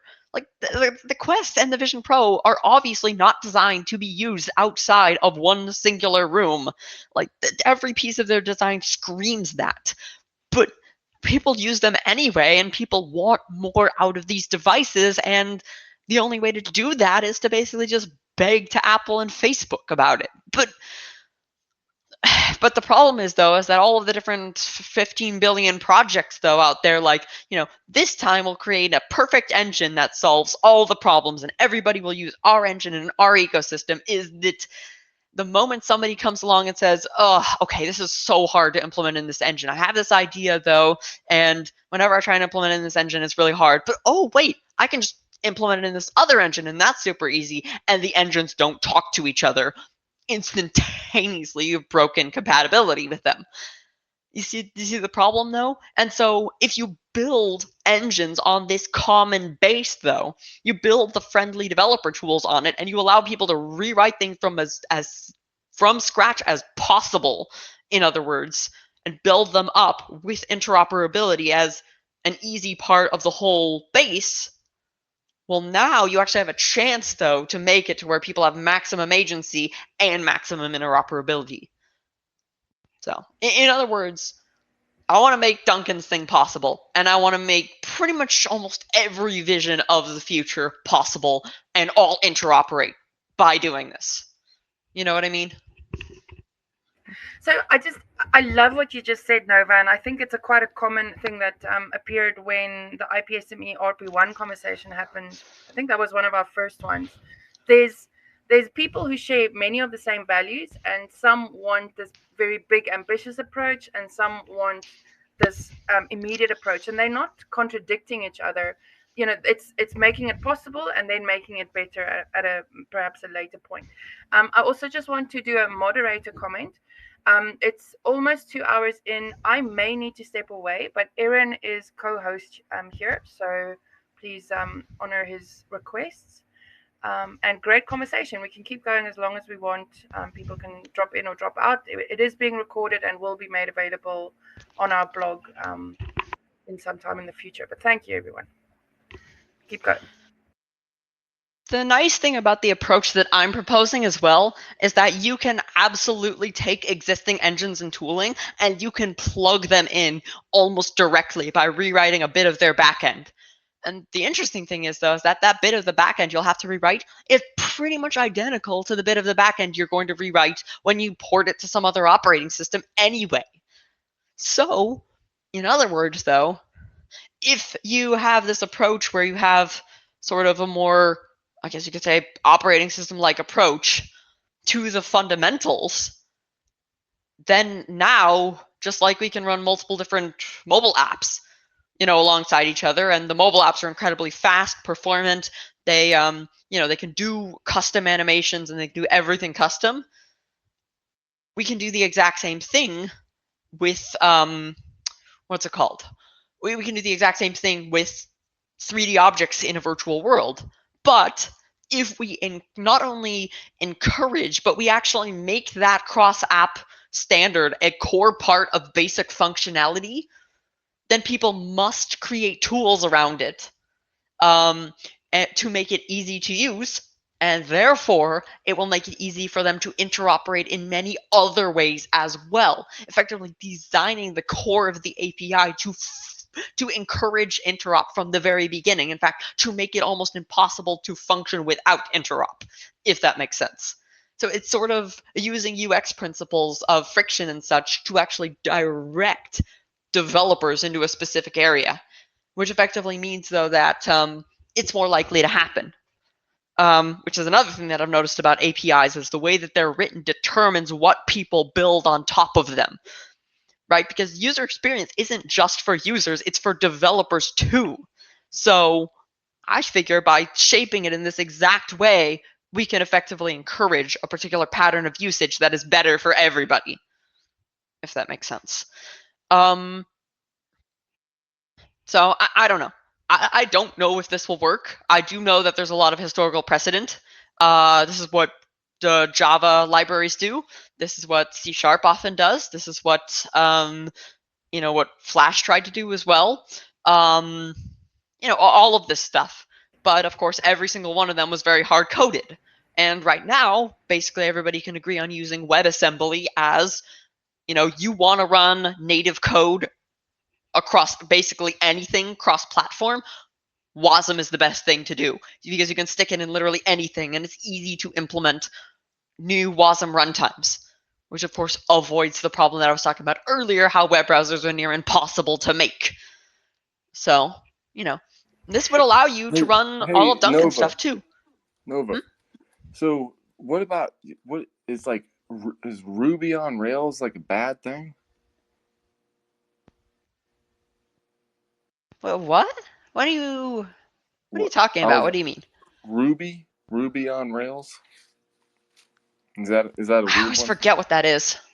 You don't use you that? mean I just wanted to quickly about what you said, Nova. One key takeaway that I think is while we all want everything, we all want the perfect platform. You can't build it just by wishing you want it. So you're taking the approach of building the foundation that can enable someone else to build something really cool on top of it. Does that sound about right? Not just someone else, but theoretically a bunch of other people. Well, yeah. My point is, though, is that I don't know what the perfect platform is, though. You don't know what the perfect platform is. Nobody does. And so let's stop trying and let's just make it to where we can practically make anything, though, that if you can make it interop with easy to others. make anything, then people will work together to help build a perfect platform together. Well, it's not quite that simple. If you build it, they will not necessarily come. But if you build it with an easy way to take developer tools and plug them in with forcing interop by default for the most basic of things and so on, you're basically pushing people into a specific development and usage pattern that encourages collaboration, in other words, right? And it encourages different ways of thinking, not being contrary to one another. Because the moment you do something like a game engine, though, you are basically saying the moment you create a system that has a single scene graph type, you are basically saying this is how everything should be. Yeah. And to be perfectly honest, the moment somebody comes along and says, no, that's not how everything should be, they make something else and you don't have compatibility anymore. The one size fits all never fits all. And that's why, over time, that's why you've got Flash and Java and WebGL and so on. That's why everybody keeps trying to reinvent the exact same thing, which is a black box you can put anything you want in. They don't use the one technology in isolation. Like, a lot of these things had things they're good at. Like, ironically, Flash was at one point in time the way to play videos, and so it sort of enabled all these video websites that exist today. And WebGL is really good at certain things, and so Google Maps will use it. And so as long as they can work together and you're not forced to pick one tool and you're stuck with it, it can be a good thing. At some level, you have to basically pick a tool. There's no way to prevent it unless you're literally creating every single thing from the entire hardware layer up. It's a difficult problem, because there's so much overhead to rendering a frame that you can't render a frame on multiple full screen applications at the same time. And that's why stuff like WebGL or WebGPU and a standard method for submitting triangles, or basically submitting draw calls, essentially, is pretty much the lowest level I could think of. While it doesn't allow you to do absolutely everything, it allows for the maximum amount of things with the easiest implementation, specifically. And it should theoretically work across rendering pipelines so multiple different people can implement it. So it's not perfect, but it's sort of trying to push it's trying to push the complexity, because you can't really reduce complexity a lot of times. You can just push it elsewhere. I'm trying to push the complexity into a space that does not require re-implementation by all of the engine developers. And you can take the exact same WASM component and you can just plug it into whatever other engine you like, in other words. So, I'm trying to push it into I'm trying to push complexity into a region that works with interop and such. So I wanted to, because Duncan asked a question about Ruby on Rails. I kind of sidetracked. Sorry about that. I was thinking what you meant about that.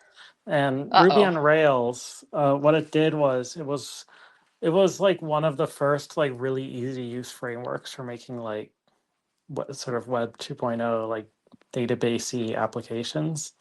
And I think I don't know if this is what you're going for, Duncan, but basically like by making a really easy way to make websites, it kind of led to an explosion of like a bunch of new different sites popping up.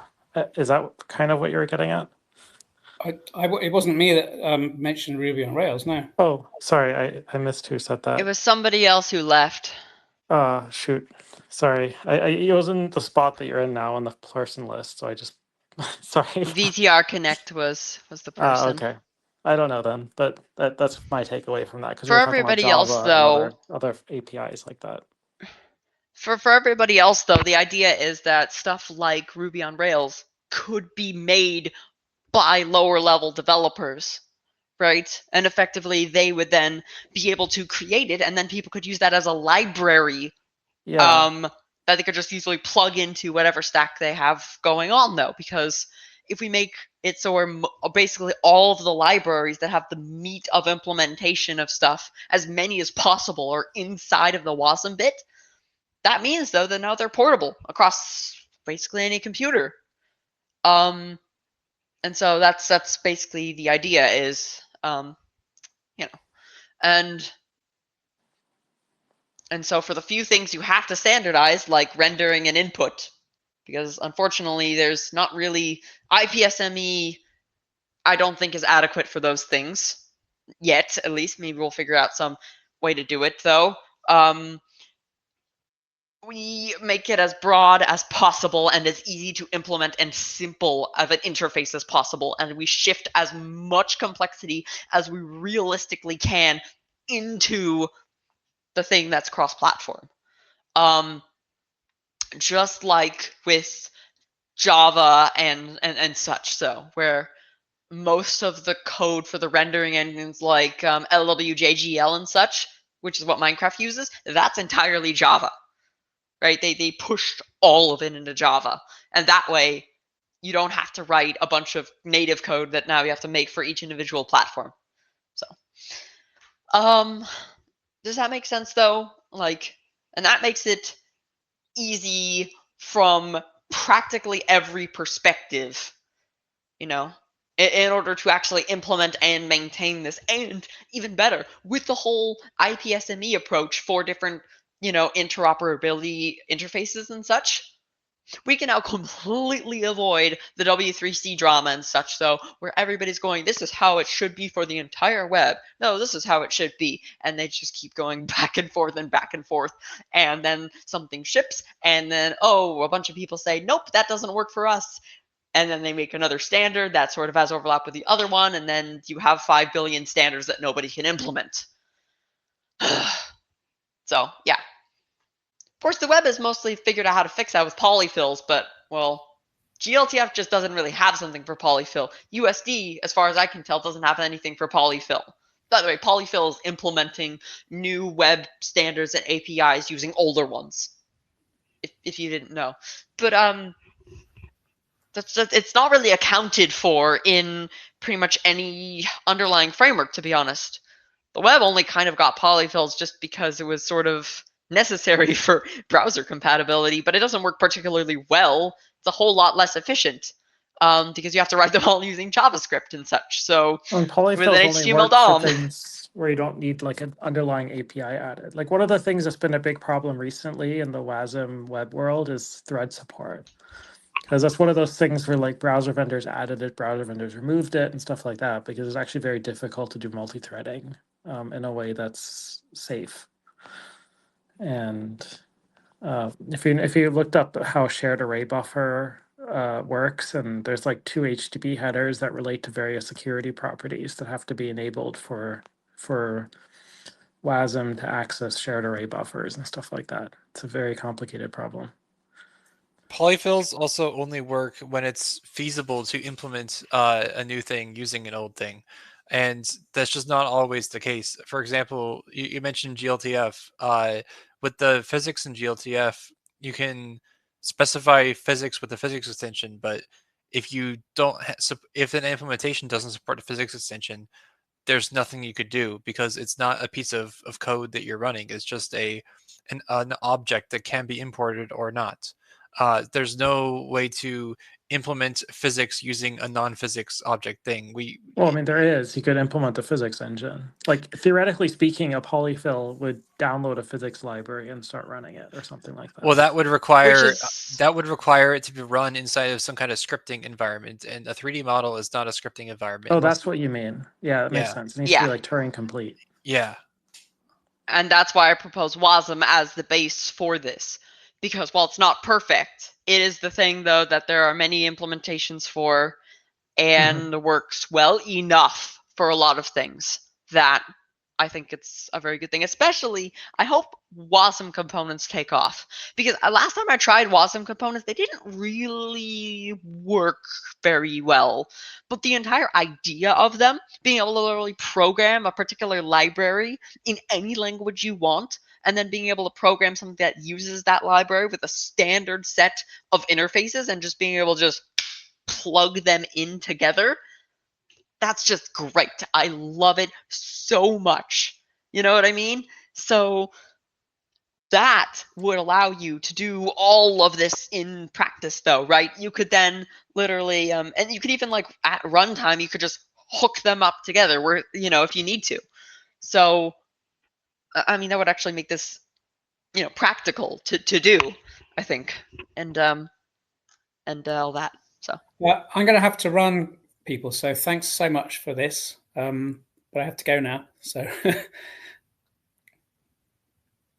Another consideration is that even if GLTF had a full scripting environment, such as with the interactivity, and even if you did download a physics engine inside of that as a polyfill, that still would not really work, right? Because what about physics objects not in that GLTF file? What about objects from other files? These things can only really be resolved if you have a global physics engine that imports the data into that engine's shapes and types. And in the thing I'm proposing, you can literally just have you can have a WASM file, though, that is able to look at all of the different things that implement the physics, that implement the physics protocols, and then it's able to animate all of them. And for any one, and then of course, what's it called? You would have to, as part of the physics thing, you would have to implement sort of a singleton thing that basically says, I'm the physics engine, effectively. And if there are multiple, you would have to, to tell what, which one should be the main physics engine, of course. And all of that, though. So, it's not a perfect solution, but, and it may lack a bit of stability. However, it is much more stable than the Resonite approach, where you can basically just edit anything you want in any other object scene graph, which is horribly not stable. And it's more flexible than the approach where it's all just one hard-coded thing, and you can maybe dump in a VRM file or a GLTF file at best. So it's sort of right in the middle, And I think that's the best we can do for now. We can build most things on top of it, though. We avoid all of the problems that we have learned from the web, and we can see how it evolves. And people can keep implementing it on all sorts of different platforms, theoretically. And I call this whole thing Constellation, for the record. It's not a brand name or anything. It's just what I call this whole idea. I called something else Constellation before, but, well, it's practically not going to happen, and this is probably better anyway, so we'll just call this whole idea Constellation. Because it's like having a bunch of stars and being able to connect them up to form a larger thing, in other words. But yeah.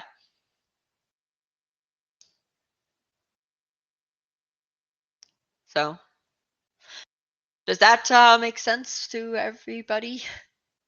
I could go into more detail, but I'd really like to answer questions if you have any.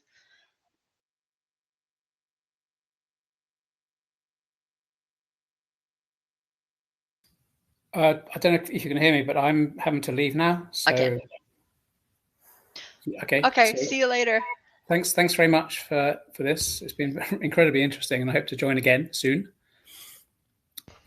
So yeah, it's been 2 hours and I need to do stuff. So thanks very much. You're amazing, it was Duncan. great having you. Okay. Yeah, thanks for the insightful contributions and everything you bring to the table and just your awesomeness. Thanks, man. Have an amazing rest of your day. We're all awesome here. Thanks very much. Cheers. Thanks. Bye then. Bye. So. Well, I'll take this moment to repeat the call to action, because I think there's a few people here in the space who are not here an hour ago.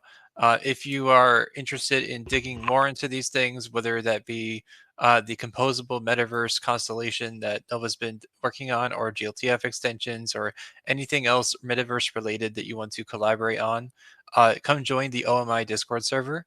We discuss all of these things. You can talk about anything, anytime, over text or with our weekly meetings. We have weekly meetings Wednesday mornings, which is like the whole of OMI. We also have another meeting Thursday evenings that are specifically focused on the GLTF extensions.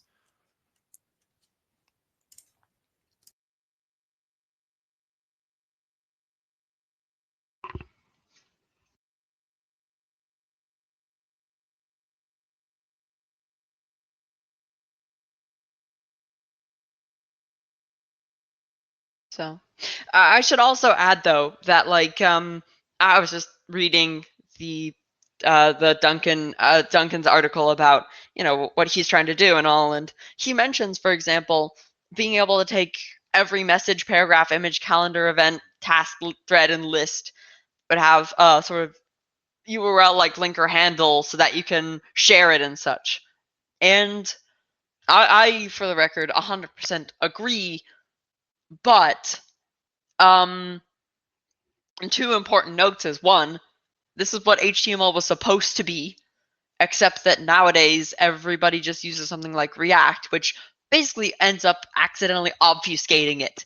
So you can't just go and rip out a table cell anymore, because nobody really uses the table cell tag. Nobody uses TD, for example, for that. They just use a div and name it something and give it some style and such. So the more complex you get with applications that don't fit into your sort of you know, your scene graph, though, or how you make all of your APIs, though, then inevitably the more obfuscated it will be and the less efficient it will be and so on, but you won't have actually increased the interoperability in practice. And that's why I think, though, that anything where an application has to talk to another application has to go through an interface, though, that is as human readable as possible, you know. And that exposes all of its different quirks of how it, you know, of what methods you can call, what properties you can set, etc., in something that you can plug into any programming language, in other words. Which is just like the WASM interface types. But if we can do that, you know, then effectively it becomes a lot more practical across any underlying representation of this, though. You know, it becomes much more practical for things to talk to each other, and for you to then take whatever is in the middle and just, you know, yank it out and such. So, but that's sort of, you know. So I'm just listening from this while I'm doing other stuff. But I got onto this conversation when I asked something about a solid, so that's a linked data spec operating system, and then Duncan replied with that article where he had some comments on solid, and then you also chipped in, Nova, with a bunch of useful stuff, and so that's sort of how this conversation started. And then there was earlier in the talk, in this conversation today, there was a talk about how the metadata, there are other options other than blockchain. Can solid be this metadata thing? Does that question even make sense?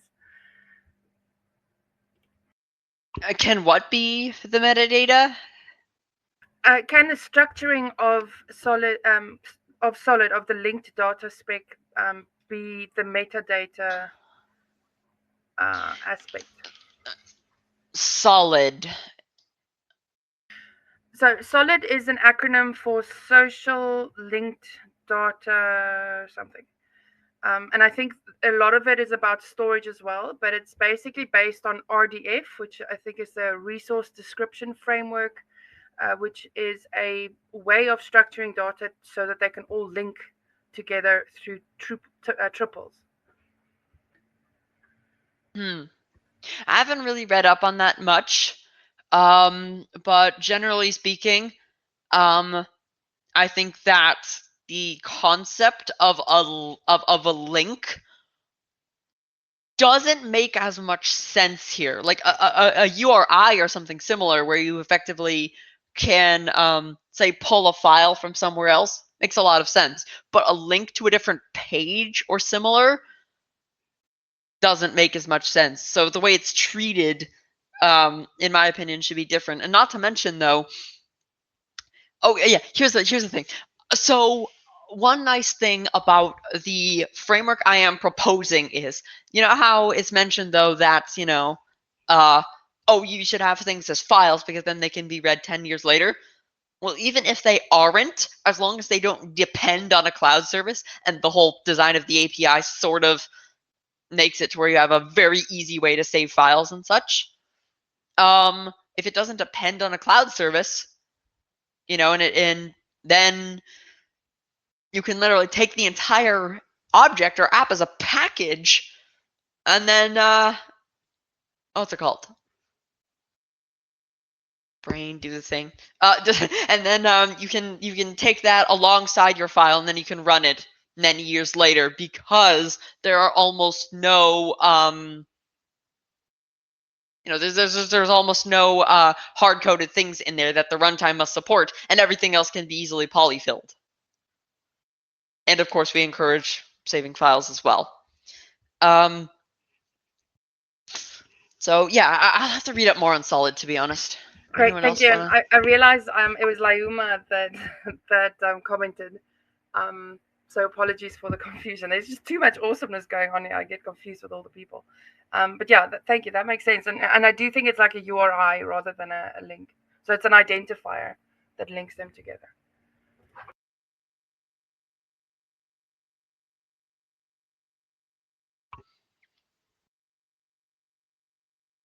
So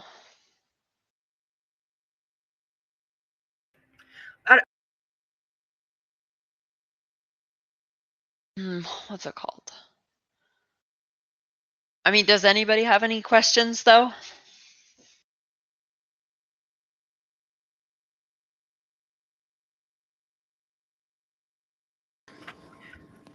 I mean, there's so much to think about that's been mentioned. I think like what concrete next steps are hard to really wrap our heads around. And I know that especially from an open source. I can help with that. Yeah. Yeah, if anybody wants to know how to participate or what they can do to help, even if you don't think that you're like, oh, I'm not a Metaverse expert, I don't know how to participate. If you want to learn how to participate, everybody can jump in, and you can talk to me or talk to Nova or join the OMI Discord, look at what we've done, read and give feedback. Even simple feedback or questions are helpful, because we want to make sure that all these standards that we build, even though they sound very complex, we want to make sure that they are easy enough that anybody could read it and implement it. Because if it's so complicated that it's difficult to implement, then it's too complicated, and then we need to revise the language around the specification, or break it up into some pieces, or explain it better, or rework it somehow. Like the goal here is that it should be simple enough that it can be implemented not just by anybody, but also imported into any kind of engine, or like interoperate with any kind of system. And we want to make sure that this is as clear as possible, so that nobody does a wrong implementation. There is a history of bad open standards that kind of just stick around because they were pushed out by standards groups, but they weren't really thought out very well. And also, if nobody else has another topic to bring up, this can lead into something that was asked about 2 hours ago, which is about my rant about KHR interactivity. So for those that don't know, GLTF is a 3D model format, and this model format is JSON based, extensible, and it's made by the Kronos Group. And the Kronos Group is a really big organization. They also maintain things like OpenGL and Vulkan and WebXR. So they do a lot of important and standards. OpenXR, which is what every single headset nowadays uses. Sorry, go ahead. Yes, exactly. An OpenXR. So Kronos pushes out a lot of standards, but they do also have a history of pushing out bad standards, or at least standards that are just not good enough. Kronos actually had Call it a... Yeah, that's actually exactly what I was going to mention. So Kronos had a 3D model format before GLTF. It was called Collada. It uses the DAE file extension, and it was an XML-based format that basically nobody implemented correctly. And it got to the point where Godot, as an open source engine, wanted to use an open standard format, and originally Collada was the only option, and we tried to I wasn't around to actually do this implementation, but they tried to implement this, and they found that the files that Blender exported were just not to spec at all. So Godot had to maintain its own Collada exporter for Blender until GLTF came around, and nowadays Collada is pretty much deprecated because GLTF is just better in every way. And there's also USD as well as a competing standard. But anyway, the moral of the story here is that you can't just have an open standard. You need to have a good open standard. You need to have an open standard that has been tested and reviewed by many people, and make sure that it's actually good and implementable. And you're not going to end up with every program interpreting the same file in a completely different way, and nothing works correctly.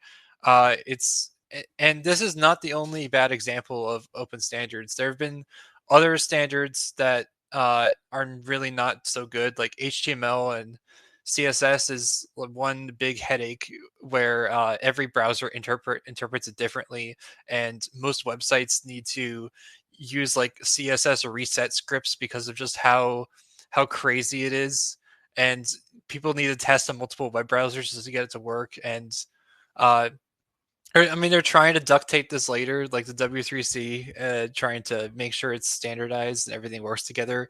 But it's really a challenge. It would be much better if we could get these things right from the get-go. And that's why we're pushing so hard to get more people involved in this, because we can't know if it's good unless we get more people involved. Even things like OpenGL that we all kind of take for granted is kind of a bad standard, because every graphics vendor implements it a little differently. AMD's implementation of OpenGL is a little bit more to spec, and NVIDIA's does some weird things. And then there's applications that only target NVIDIA cards, and they just do what NVIDIA does with OpenGL. And then on an AMD card, it just doesn't work correctly, even though AMD is following the spec, because NVIDIA didn't follow the spec. And it's just a big headache. So yeah, we need to have good standards. And the thing is, though, is that you can build translation layers between different kinds of specs if the spec even allows you to in the first place. So whatever spec you're building should have that in mind, though, that when inevitably whatever you are doing, or however you have coded it, is simply not flexible enough, or is not friendly enough, or whatever it may be, you need to now be able to take your old spec and plug it into the new one and make sure that all of those apps will translate smoothly. Otherwise, the new spec has a hard time getting traction, and the old one now, when the new spec does get traction, now the old one either has to be maintained to infinity, which means that nobody can effectively implement everything that is used in practice, which is effectively the case with the web, or you just kill off the old standard and half the apps break, or more than half the apps break. And it's nasty either way you do it. and pretty much the only reliable way to move forward while not breaking everything or shoving a bunch onto the poor implementers is to write translation layers. Wonderful. But you can. So, yeah, I do want to continue to the other thing I was going to say. I mostly said all of that. That was like a tangent rant. Is like some context for this next thing I wanted to say. So now that everybody knows the importance of good standards, I want to talk about KHR interactivity. So Kronos has been working on a GLTF extension called KHR interactivity, which effectively adds a visual scripting system inside of GLTF, meaning that you can import a 3D model file, and it comes with its own scripts. It'll be able to do like behaviors, so you'll be able to interact with things and have, you push a button on a pedestal, and then a light changes color or something. And it could be that simple, or it could be much more complicated. It's a Turing complete visual scripting language. Now, the key thing to get right here is not the language itself, but is the API surface, basically what the script is allowed to do and how it can receive input from the user. And this is where like the news about this extension starts to turn bad. Is I looked at KHR interactivity and when they first published it, or maybe not when they first published it, but like at some point, and I noticed there was a pretty big limitation with it, that the only nodes that the interactivity script was allowed to interact with are nodes within the same GLTF scene. So for example, I thought about like a trivial test case of like a script I might want to do where like a user clicks a button on a pedestal and then they get teleported somewhere else in the scene. There's no way to do that with interactivity because you can't reference the player. Like there's no way to reference the position of an object that isn't one of the objects supplied by the GLTF file. The only API service provided is the JSON pointer system, which just is like nodes/5/position, for example, where that can change the position of node index number 5 in the GLTF file. So I raised this to Kronos along with other complaints, and they ignored me. And then Kronos also did like a tweet saying that, hey, this spec is mostly complete. We're looking for public comment. And then I reiterated like, hey, I've given some comments, and I gave some more comments. And I still haven't gotten like any meaningful responses from the Kronos group about this. And this is why I'm saying that we really need to get more people involved, because it's easy to brush off one person's complaints about like, oh, this guy has this problem with our standard, but everybody else says it's good. All these big companies working at Kronos think it's good. Participating with Kronos thinks is good.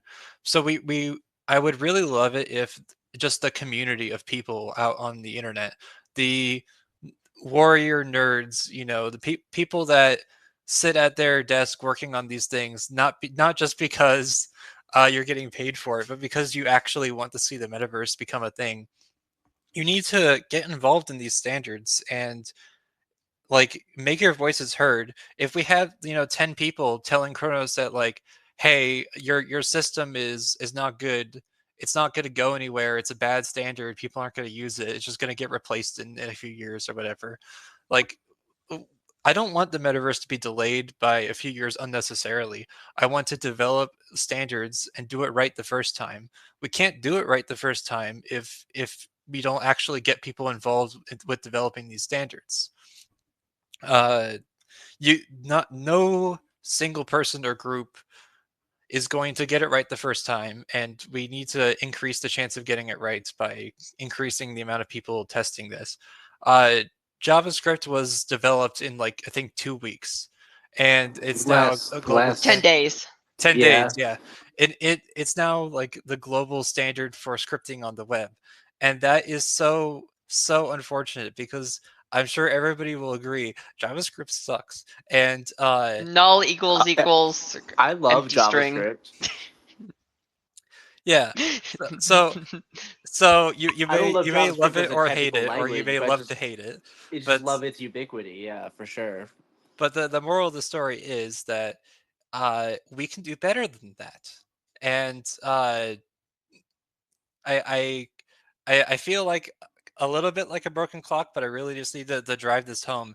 It's only going to get better if people jump in and make it better. Like you can like make an impact yourself if you choose to allocate the precious time you have on this earth as a nerd to come to these various meetings, to read these specifications, to give feedback on them, to implement them, or even not implement them. Just like see if it would work for your use case, and think about possible use cases, and try to figure out like what it is that you're trying to do, and if the stuff that they're working on that will be the standard in a few years' time is something that will enable you to do what you want to do.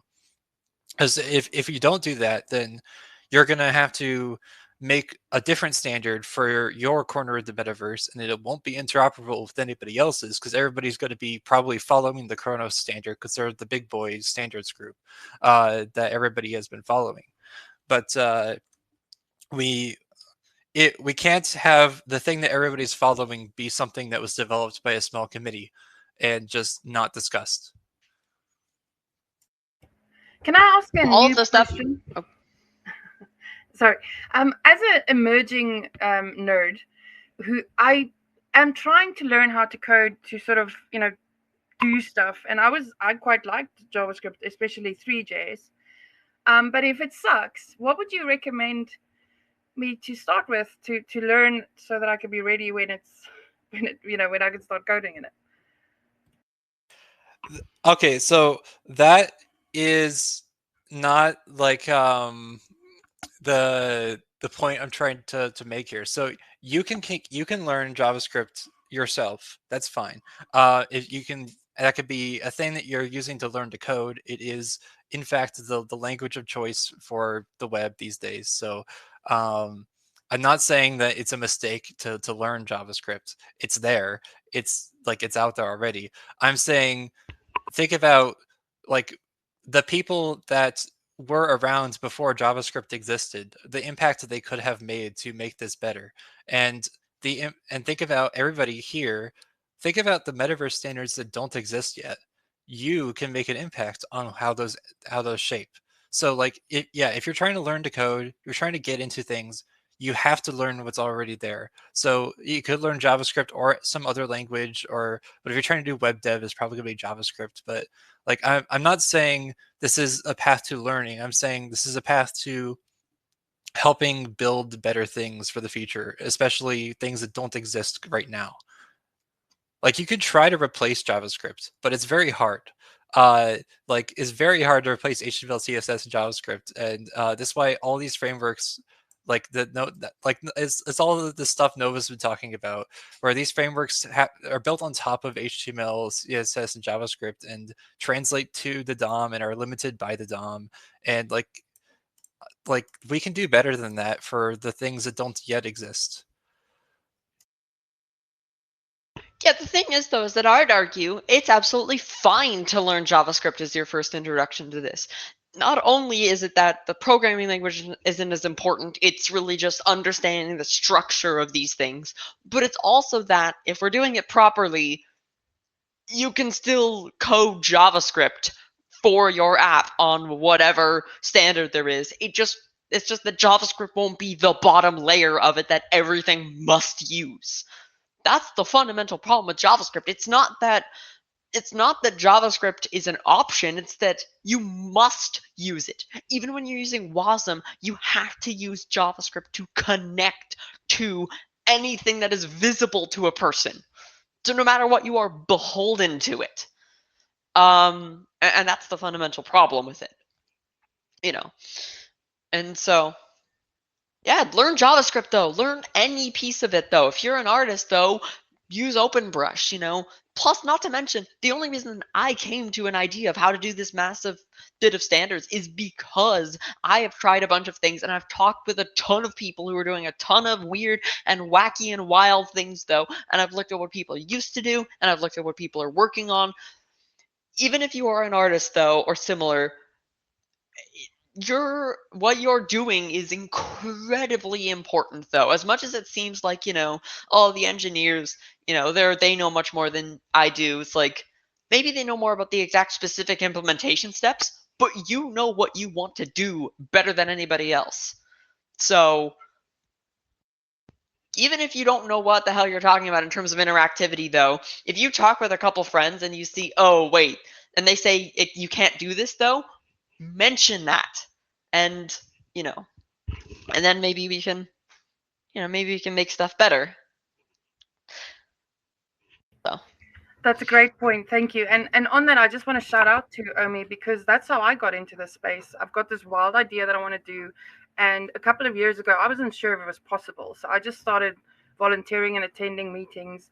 And the people in OMI are so open to whatever crazy ideas, because it's a nice challenge. And I've learned so much and keep learning. And that's a great reason to join the group. We help each other in so many weird and wonderful ways.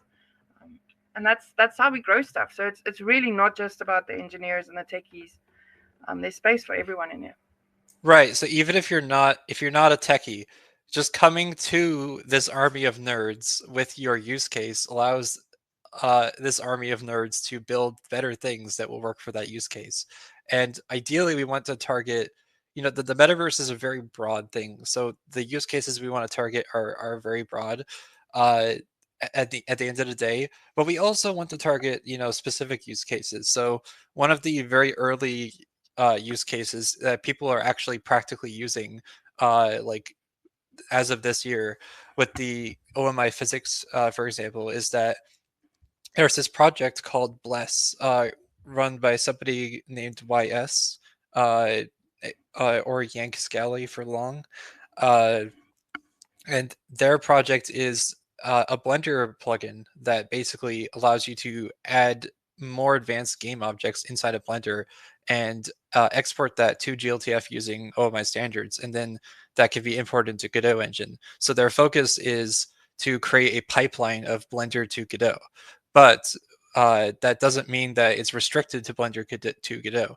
Their plugin is really just a general tool for building things. So even though they're targeting this use case, it will apply to more use cases. For example, if you wanted to export to, you know, Unity or Unreal or any other game engine, or just have it live load in some platform like Hubs or at a web engine like 3JS, like literally anything can work with this standard because it's designed to be interoperable. And the only evidence we have for that is if somebody actually does make it interoperable. So that's also why we need people familiar with, you know, Unreal to help test it out in Unreal, for people familiar with 3JS to implement this in 3JS. You know, we need people to, we need an army of nerds to implement these things, and we also need an army of non-nerds to provide us with use cases. And to test it out, though, because if people test it out, though, and it's just really clunky, or it loses data that you need, well, then nobody else will want to use it either, and the whole standard has kind of failed, you know? So, yeah. It's important for everybody. Anyway, if any listeners also want to like comment on this, you're welcome to request to speak. I do feel like I've been ranting for a while and maybe possibly going in circles. But like I am trying to be a little bit redundant because I want to make sure that everything's coming across clearly.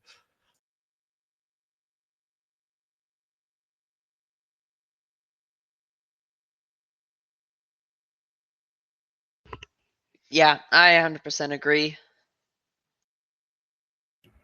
I also want to add to that, you know, that what Nova said is if you can't use your product, no one else is going to use it, you know. So being a little bit selfish is a great thing. And I think Duncan said earlier today he has a very ambitious and arrogant project. But if it's half an idea that's looking for another half of an idea to make it work, that is not selfish or arrogant. That is working together. And so that's a good thing if you do it with respect and a spirit of collaboration.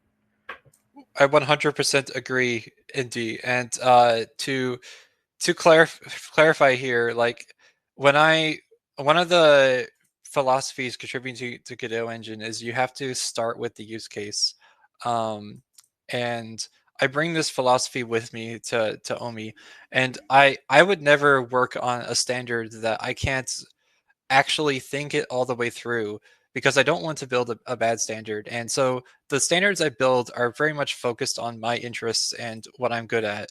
And there's nothing wrong with that, because what it means is that the thing I end up building will be more focused towards what is actually useful to me. And because I have experience in that, the things that are useful to me, it's likely to be useful to other people if they need the same things as me. I don't want to build a standard about something that I'm not familiar with for other people, because those people know better than me what the standard should be. Absolutely. And what I've noticed in these spaces, for example, is when you don't have a specific use case, things get very hypothetical, and then it's very easy to argue about them because you're all, up in the sky and sort of thinking about stuff. Whereas if you ground it in a specific use case, it's much easier to figure out where the common ground is and what are the actual issues that people are talking about. All of the stuff that I've done in regards to Stardust and the constellation standard I'm proposing, it all came from me literally when I was around 12, just thinking about what if my computer was in 3D and what would that look like in practice. And I sort of just drilled deeper and deeper, and I saw other people's projects though, and I talked with them, and then it's drilling even deeper and deeper and deeper and so on. And so, like, my point is though, is that the only reason I've been able to come up with an idea that should theoretically be able to accommodate for almost any use case is because I have been all over the place looking for as many as I possibly can and trying to find the fundamental things underneath all of them. And so, and that wouldn't have happened if people hadn't shared their completely insane, wacky ideas. Like a few years ago, even the idea of we can have a bunch of 3D objects all in the exact same space that are full-on applications, like professional scale applications, next to little tiny, little pet that literally roams around and such. And we can span this across the entire world and possibly space using technology. I mean, that was ridiculous, though, in terms of practicality. I mean, sure, people dreamed from books, though, but people had no idea how to do this in practice until we discovered, GPS, SLAM localization, different web standards, P2P stuff, all of this. And so, once you have a good balance of I want to do this, and then you have a good balance of we figured out how to do a bunch of techniques, you can pair them up and make a standard in the middle. So. Oh, I love that. And then 2 other points related to that is you're not 12 anymore, right? That was a lot of years ago. These things take a long time, and you're going to sound like an absolute idiot for a long time. And that's okay. We're all crazy until it actually works.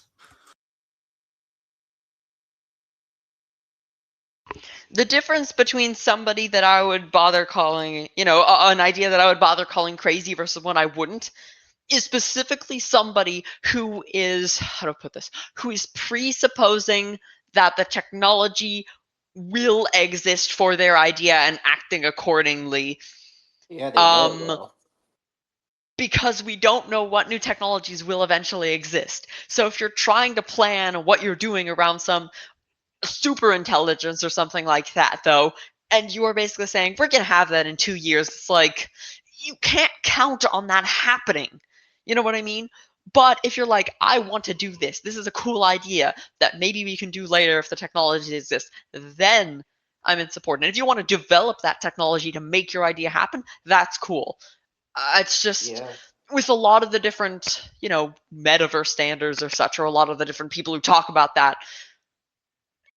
I won't name names because, to be honest, it's a wide problem across the entirety of many industries. But when they talk about like, oh, we're going to do this and this and this and this, and then they don't have any idea how it would practically work, though, and they're saying, we're going to have it out in a year. And it's like, no, come on, no. If you really want to make this happen, take a seat at the table and actually work with us and work with all of the other people to make it happen. Don't just hypothesize about it. Well, I think, what you're all saying is like the best way to predict the future is to create it, right? And I think that's both powerful, but also just absolutely true. And then the second is just, it's not, probability or statistics or luck, right? It's actual, what I call algebra. Like we're solving for X. You have a goal and you're good. It doesn't matter if it takes a month, a year, 10 years. Like if you have X in mind, it just matters how, how much time it takes to get there. And you need to find the different patterns, though, that allow you, the different equations to basically plug into each other in order to get to that end goal. And maybe some of the patterns just don't really exist and haven't been discovered or invented yet. But, or maybe you have a suboptimal pattern or something like that in the middle. But the point is, though, is that, as long as you're actively, genuinely trying to make it happen, then, come with us and all. Building on what both of you said, be the change that you want to see in the world. So, like, if you want some metaverse standard to exist, you absolutely should collaborate with people. I'm not saying don't collaborate with people, but you also have to get involved yourself and make sure that what ends up being built is something that will mimic what you actually want to see out in the world.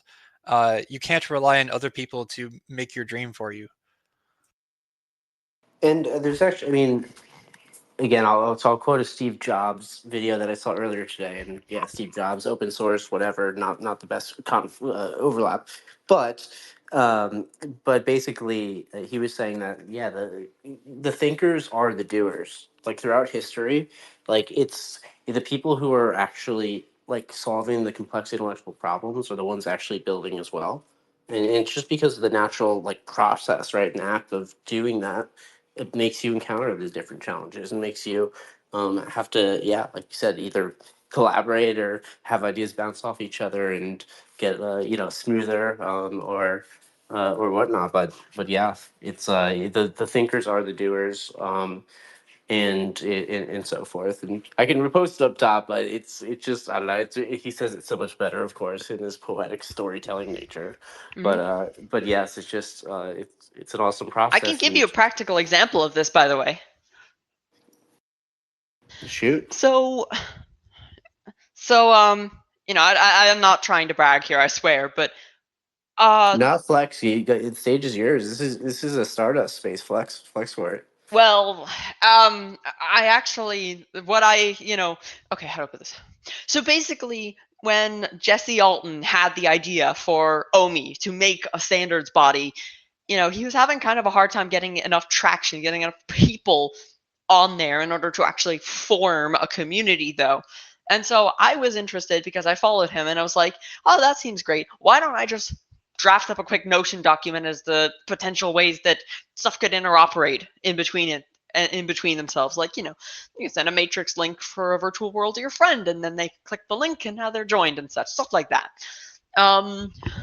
And I published that as a reply to him, and then that was sort of like the little nucleus, though, that, people got interested in it and they read it, and there was a bit of controversy about it, though.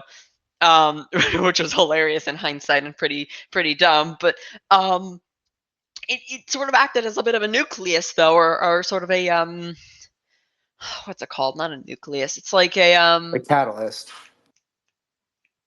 Not really a catalyst. It's more like a that little point that a crystal forms from.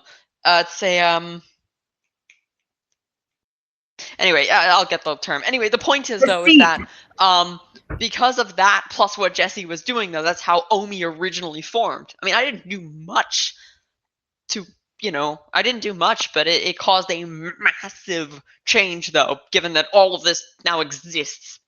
And even if I hadn't done that, I don't know what would have happened. It probably would have taken longer, and other standards organizations might have formed. So I don't really know, to be honest. But my point is, though, is that even doing things that seem very tiny and insignificant can cause massive ripple effects in the future. And if you just try and optimize for, doing things that help others and also that help yourself, you're more likely to get there.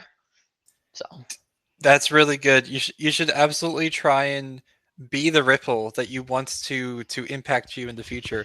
Like if you want to see a wave hit you in the future with some cool metaverse thing, be the ripple that starts that years earlier. You need to like get in the game way earlier than you're gonna need these things, in my opinion.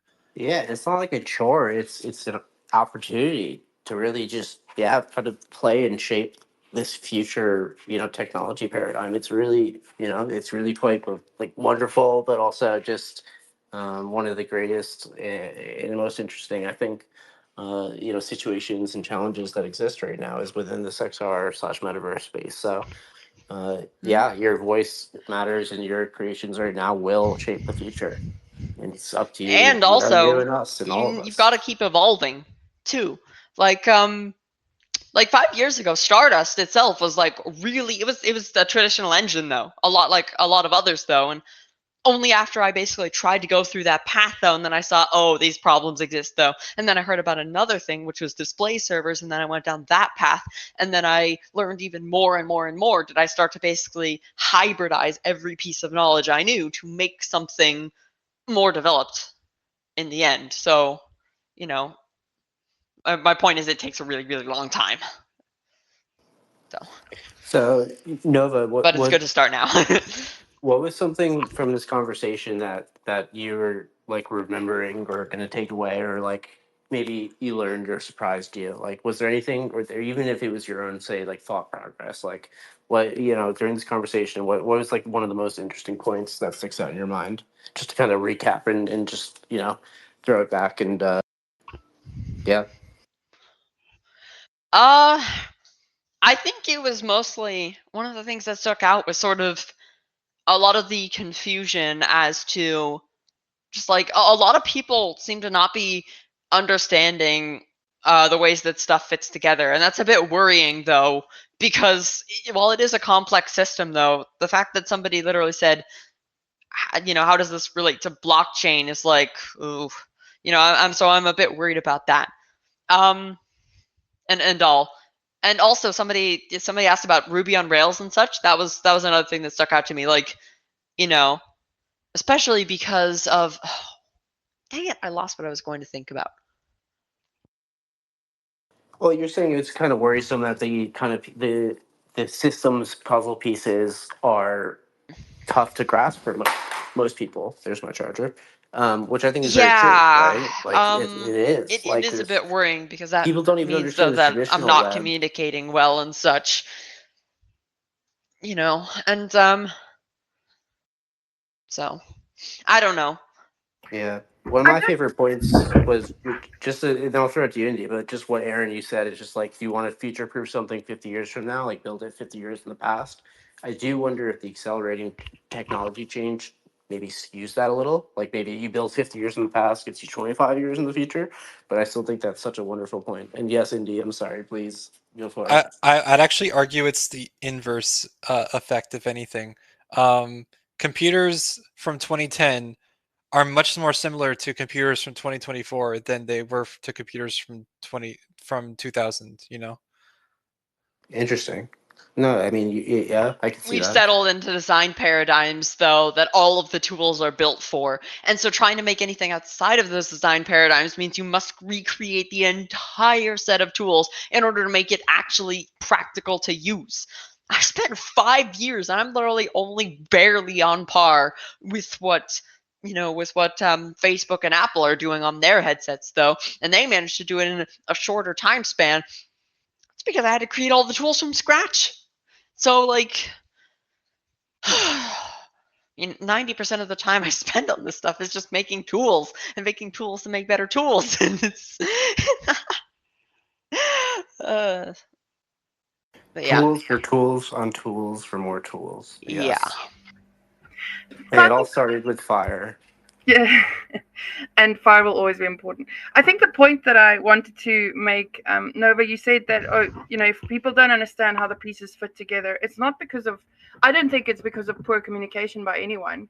I think it is that design paradigm that's sort of taken over. And I think, I don't know if it's correct to say, but like a generational gap, like for people who, it's not quite generational, but for people who were fooling around with computers, since you were 12, I came in really, really late, like maybe 5 years ago. And so I don't get it. I don't get how the puzzle pieces fit together. And I think, someone who asks, well, how does blockchain fit into that, is because that's all they know, and I think blockchain is very much a thing of where, if you've got a hammer, everything looks like a nail. And so one of the things that I'm wondering about is how do we improve that literacy to get more people involved? That was just the thought that popped up for me. Yeah, how do we meet people where they're at, right? Like, even if it is blockchain. I think the best way is to sort of increase the tangibility of computing, though. I mean, how do I put this? If I'm somebody who wants to learn how something works, I have to get my hands on it effectively to sort of play around with it and understand. But when you go through the actual process, though, a lot of kids only have a smartphone or something like that. And how many games do you know that run on a smartphone and they can easily download? Because I know Godot technically runs on Android, but it's not going to be the best experience by any means, Absolutely. And a lot of people have been saying that because in the beginning, like my partner started playing with computers very early, and there was this magazine that came out in print, and you had to retype all the commands into this thing, so that just, and I do believe there's a materiality to getting your hands on stuff that also helps, in that, someone was saying, you have to learn by building, but I do think literally doing that in a physical space with your hands on a, like, I don't know, Arduinos or whatever, adds something to it, and I think that's quite fun. And so I'm going off on a tangent here myself, but so I like that idea of linking. It's a good tangent. Yeah, linking the physical with the virtual to improve our relationships both with the physical and the virtual. And so I like where this conversation goes. It's like the next generation of iPad kids, right? Like, there was this whole thing where this prediction that is, people coming that grew up with iPads and iPhones, smartphones, right, touchscreens, every single screen or TV screen they saw, they would try to swipe as coming up, and expected it to be reactive. So I think this paradigm will exist in the future with just objects and models in general. Like, if anything, it's right? a good sign, though, that the Quest kids are literally playing gorilla tag, because that means, though, that they're adapting to new forms of interaction better, which is good, because the more forms of interaction they understand, though, the more types of apps they can use effectively. So it's always good to have that.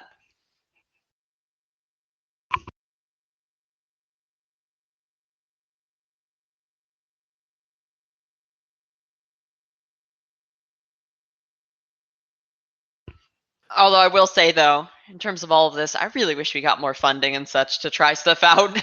I mean, a lot of the people in OMI, actually, I'm pretty sure that like almost all of them don't really get paid to do any of this, which sucks, because like, we're clearly doing important work, but translate that into having enough to live and being able to dedicate your time to it is not very easy.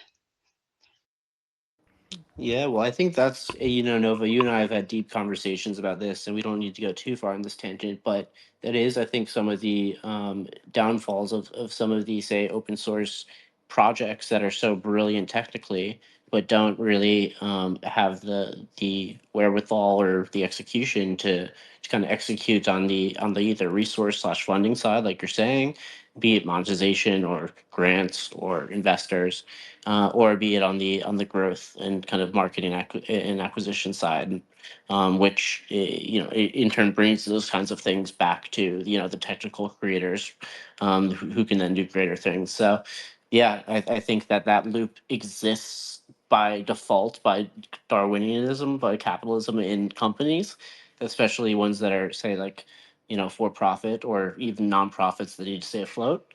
But but yeah, having that same kinds of mechanisms, when you don't have that, incorporation, is sometimes tough. So it's yeah, it's something that I definitely think is uh interesting, if how it evolves as well.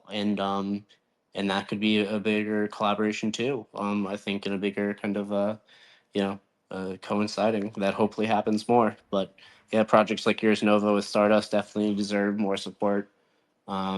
And the builders like yourself, deserve to both eat, and also, hopefully have the means to just push the boundaries and be creative. So absolutely. So I think one of the things, and one of the reasons why we try to host these spaces, is getting word out there. Because I think a lot of this, people just don't know about what we're doing. And I know that it's always going to be hard, because we are fighting, we're going upstream. And we're always going to be scrambling for this. But I think the more people know, the more opportunity there is for someone to find us who's got a little bit of money to spend.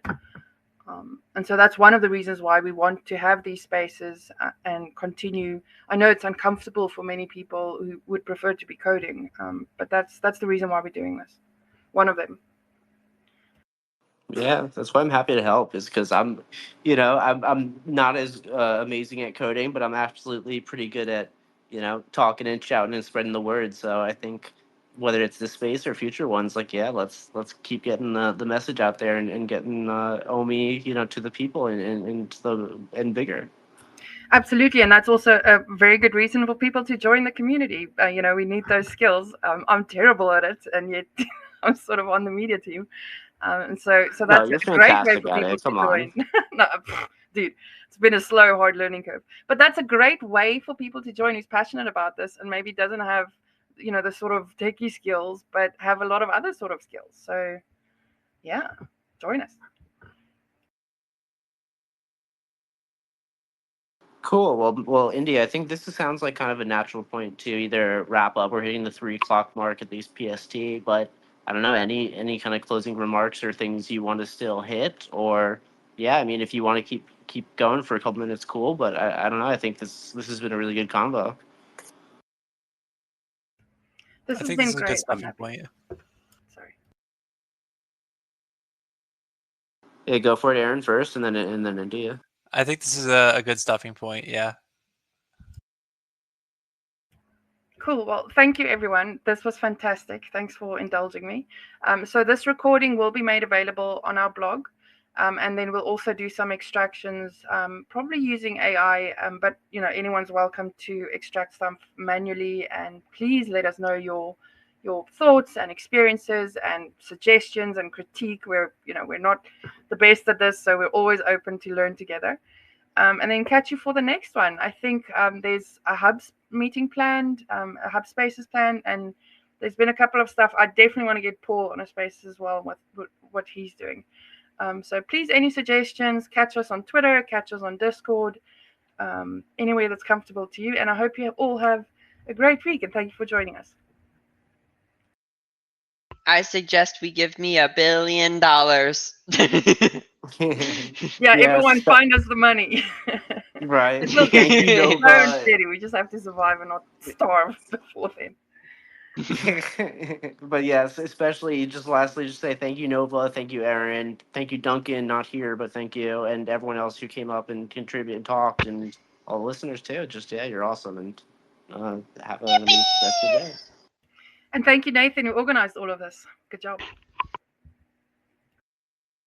Well, no, light work, light work. Yeah, no, Indy, you're the best, and yeah, Omi, let's do it. So Yeah, thank it's you, all Nathan you. and Indy and Aaron. This was a great time, and you all helped a lot. And last shout out, we have our community meeting on Discord in 6 hours from now. And everyone's welcome to join. We don't talk technical stuff there. We just shoot the breeze about anything to do with the metaverse. All welcome. Okay, and I think that's a good place to end. Let's go. Have a good day, everyone. Bye.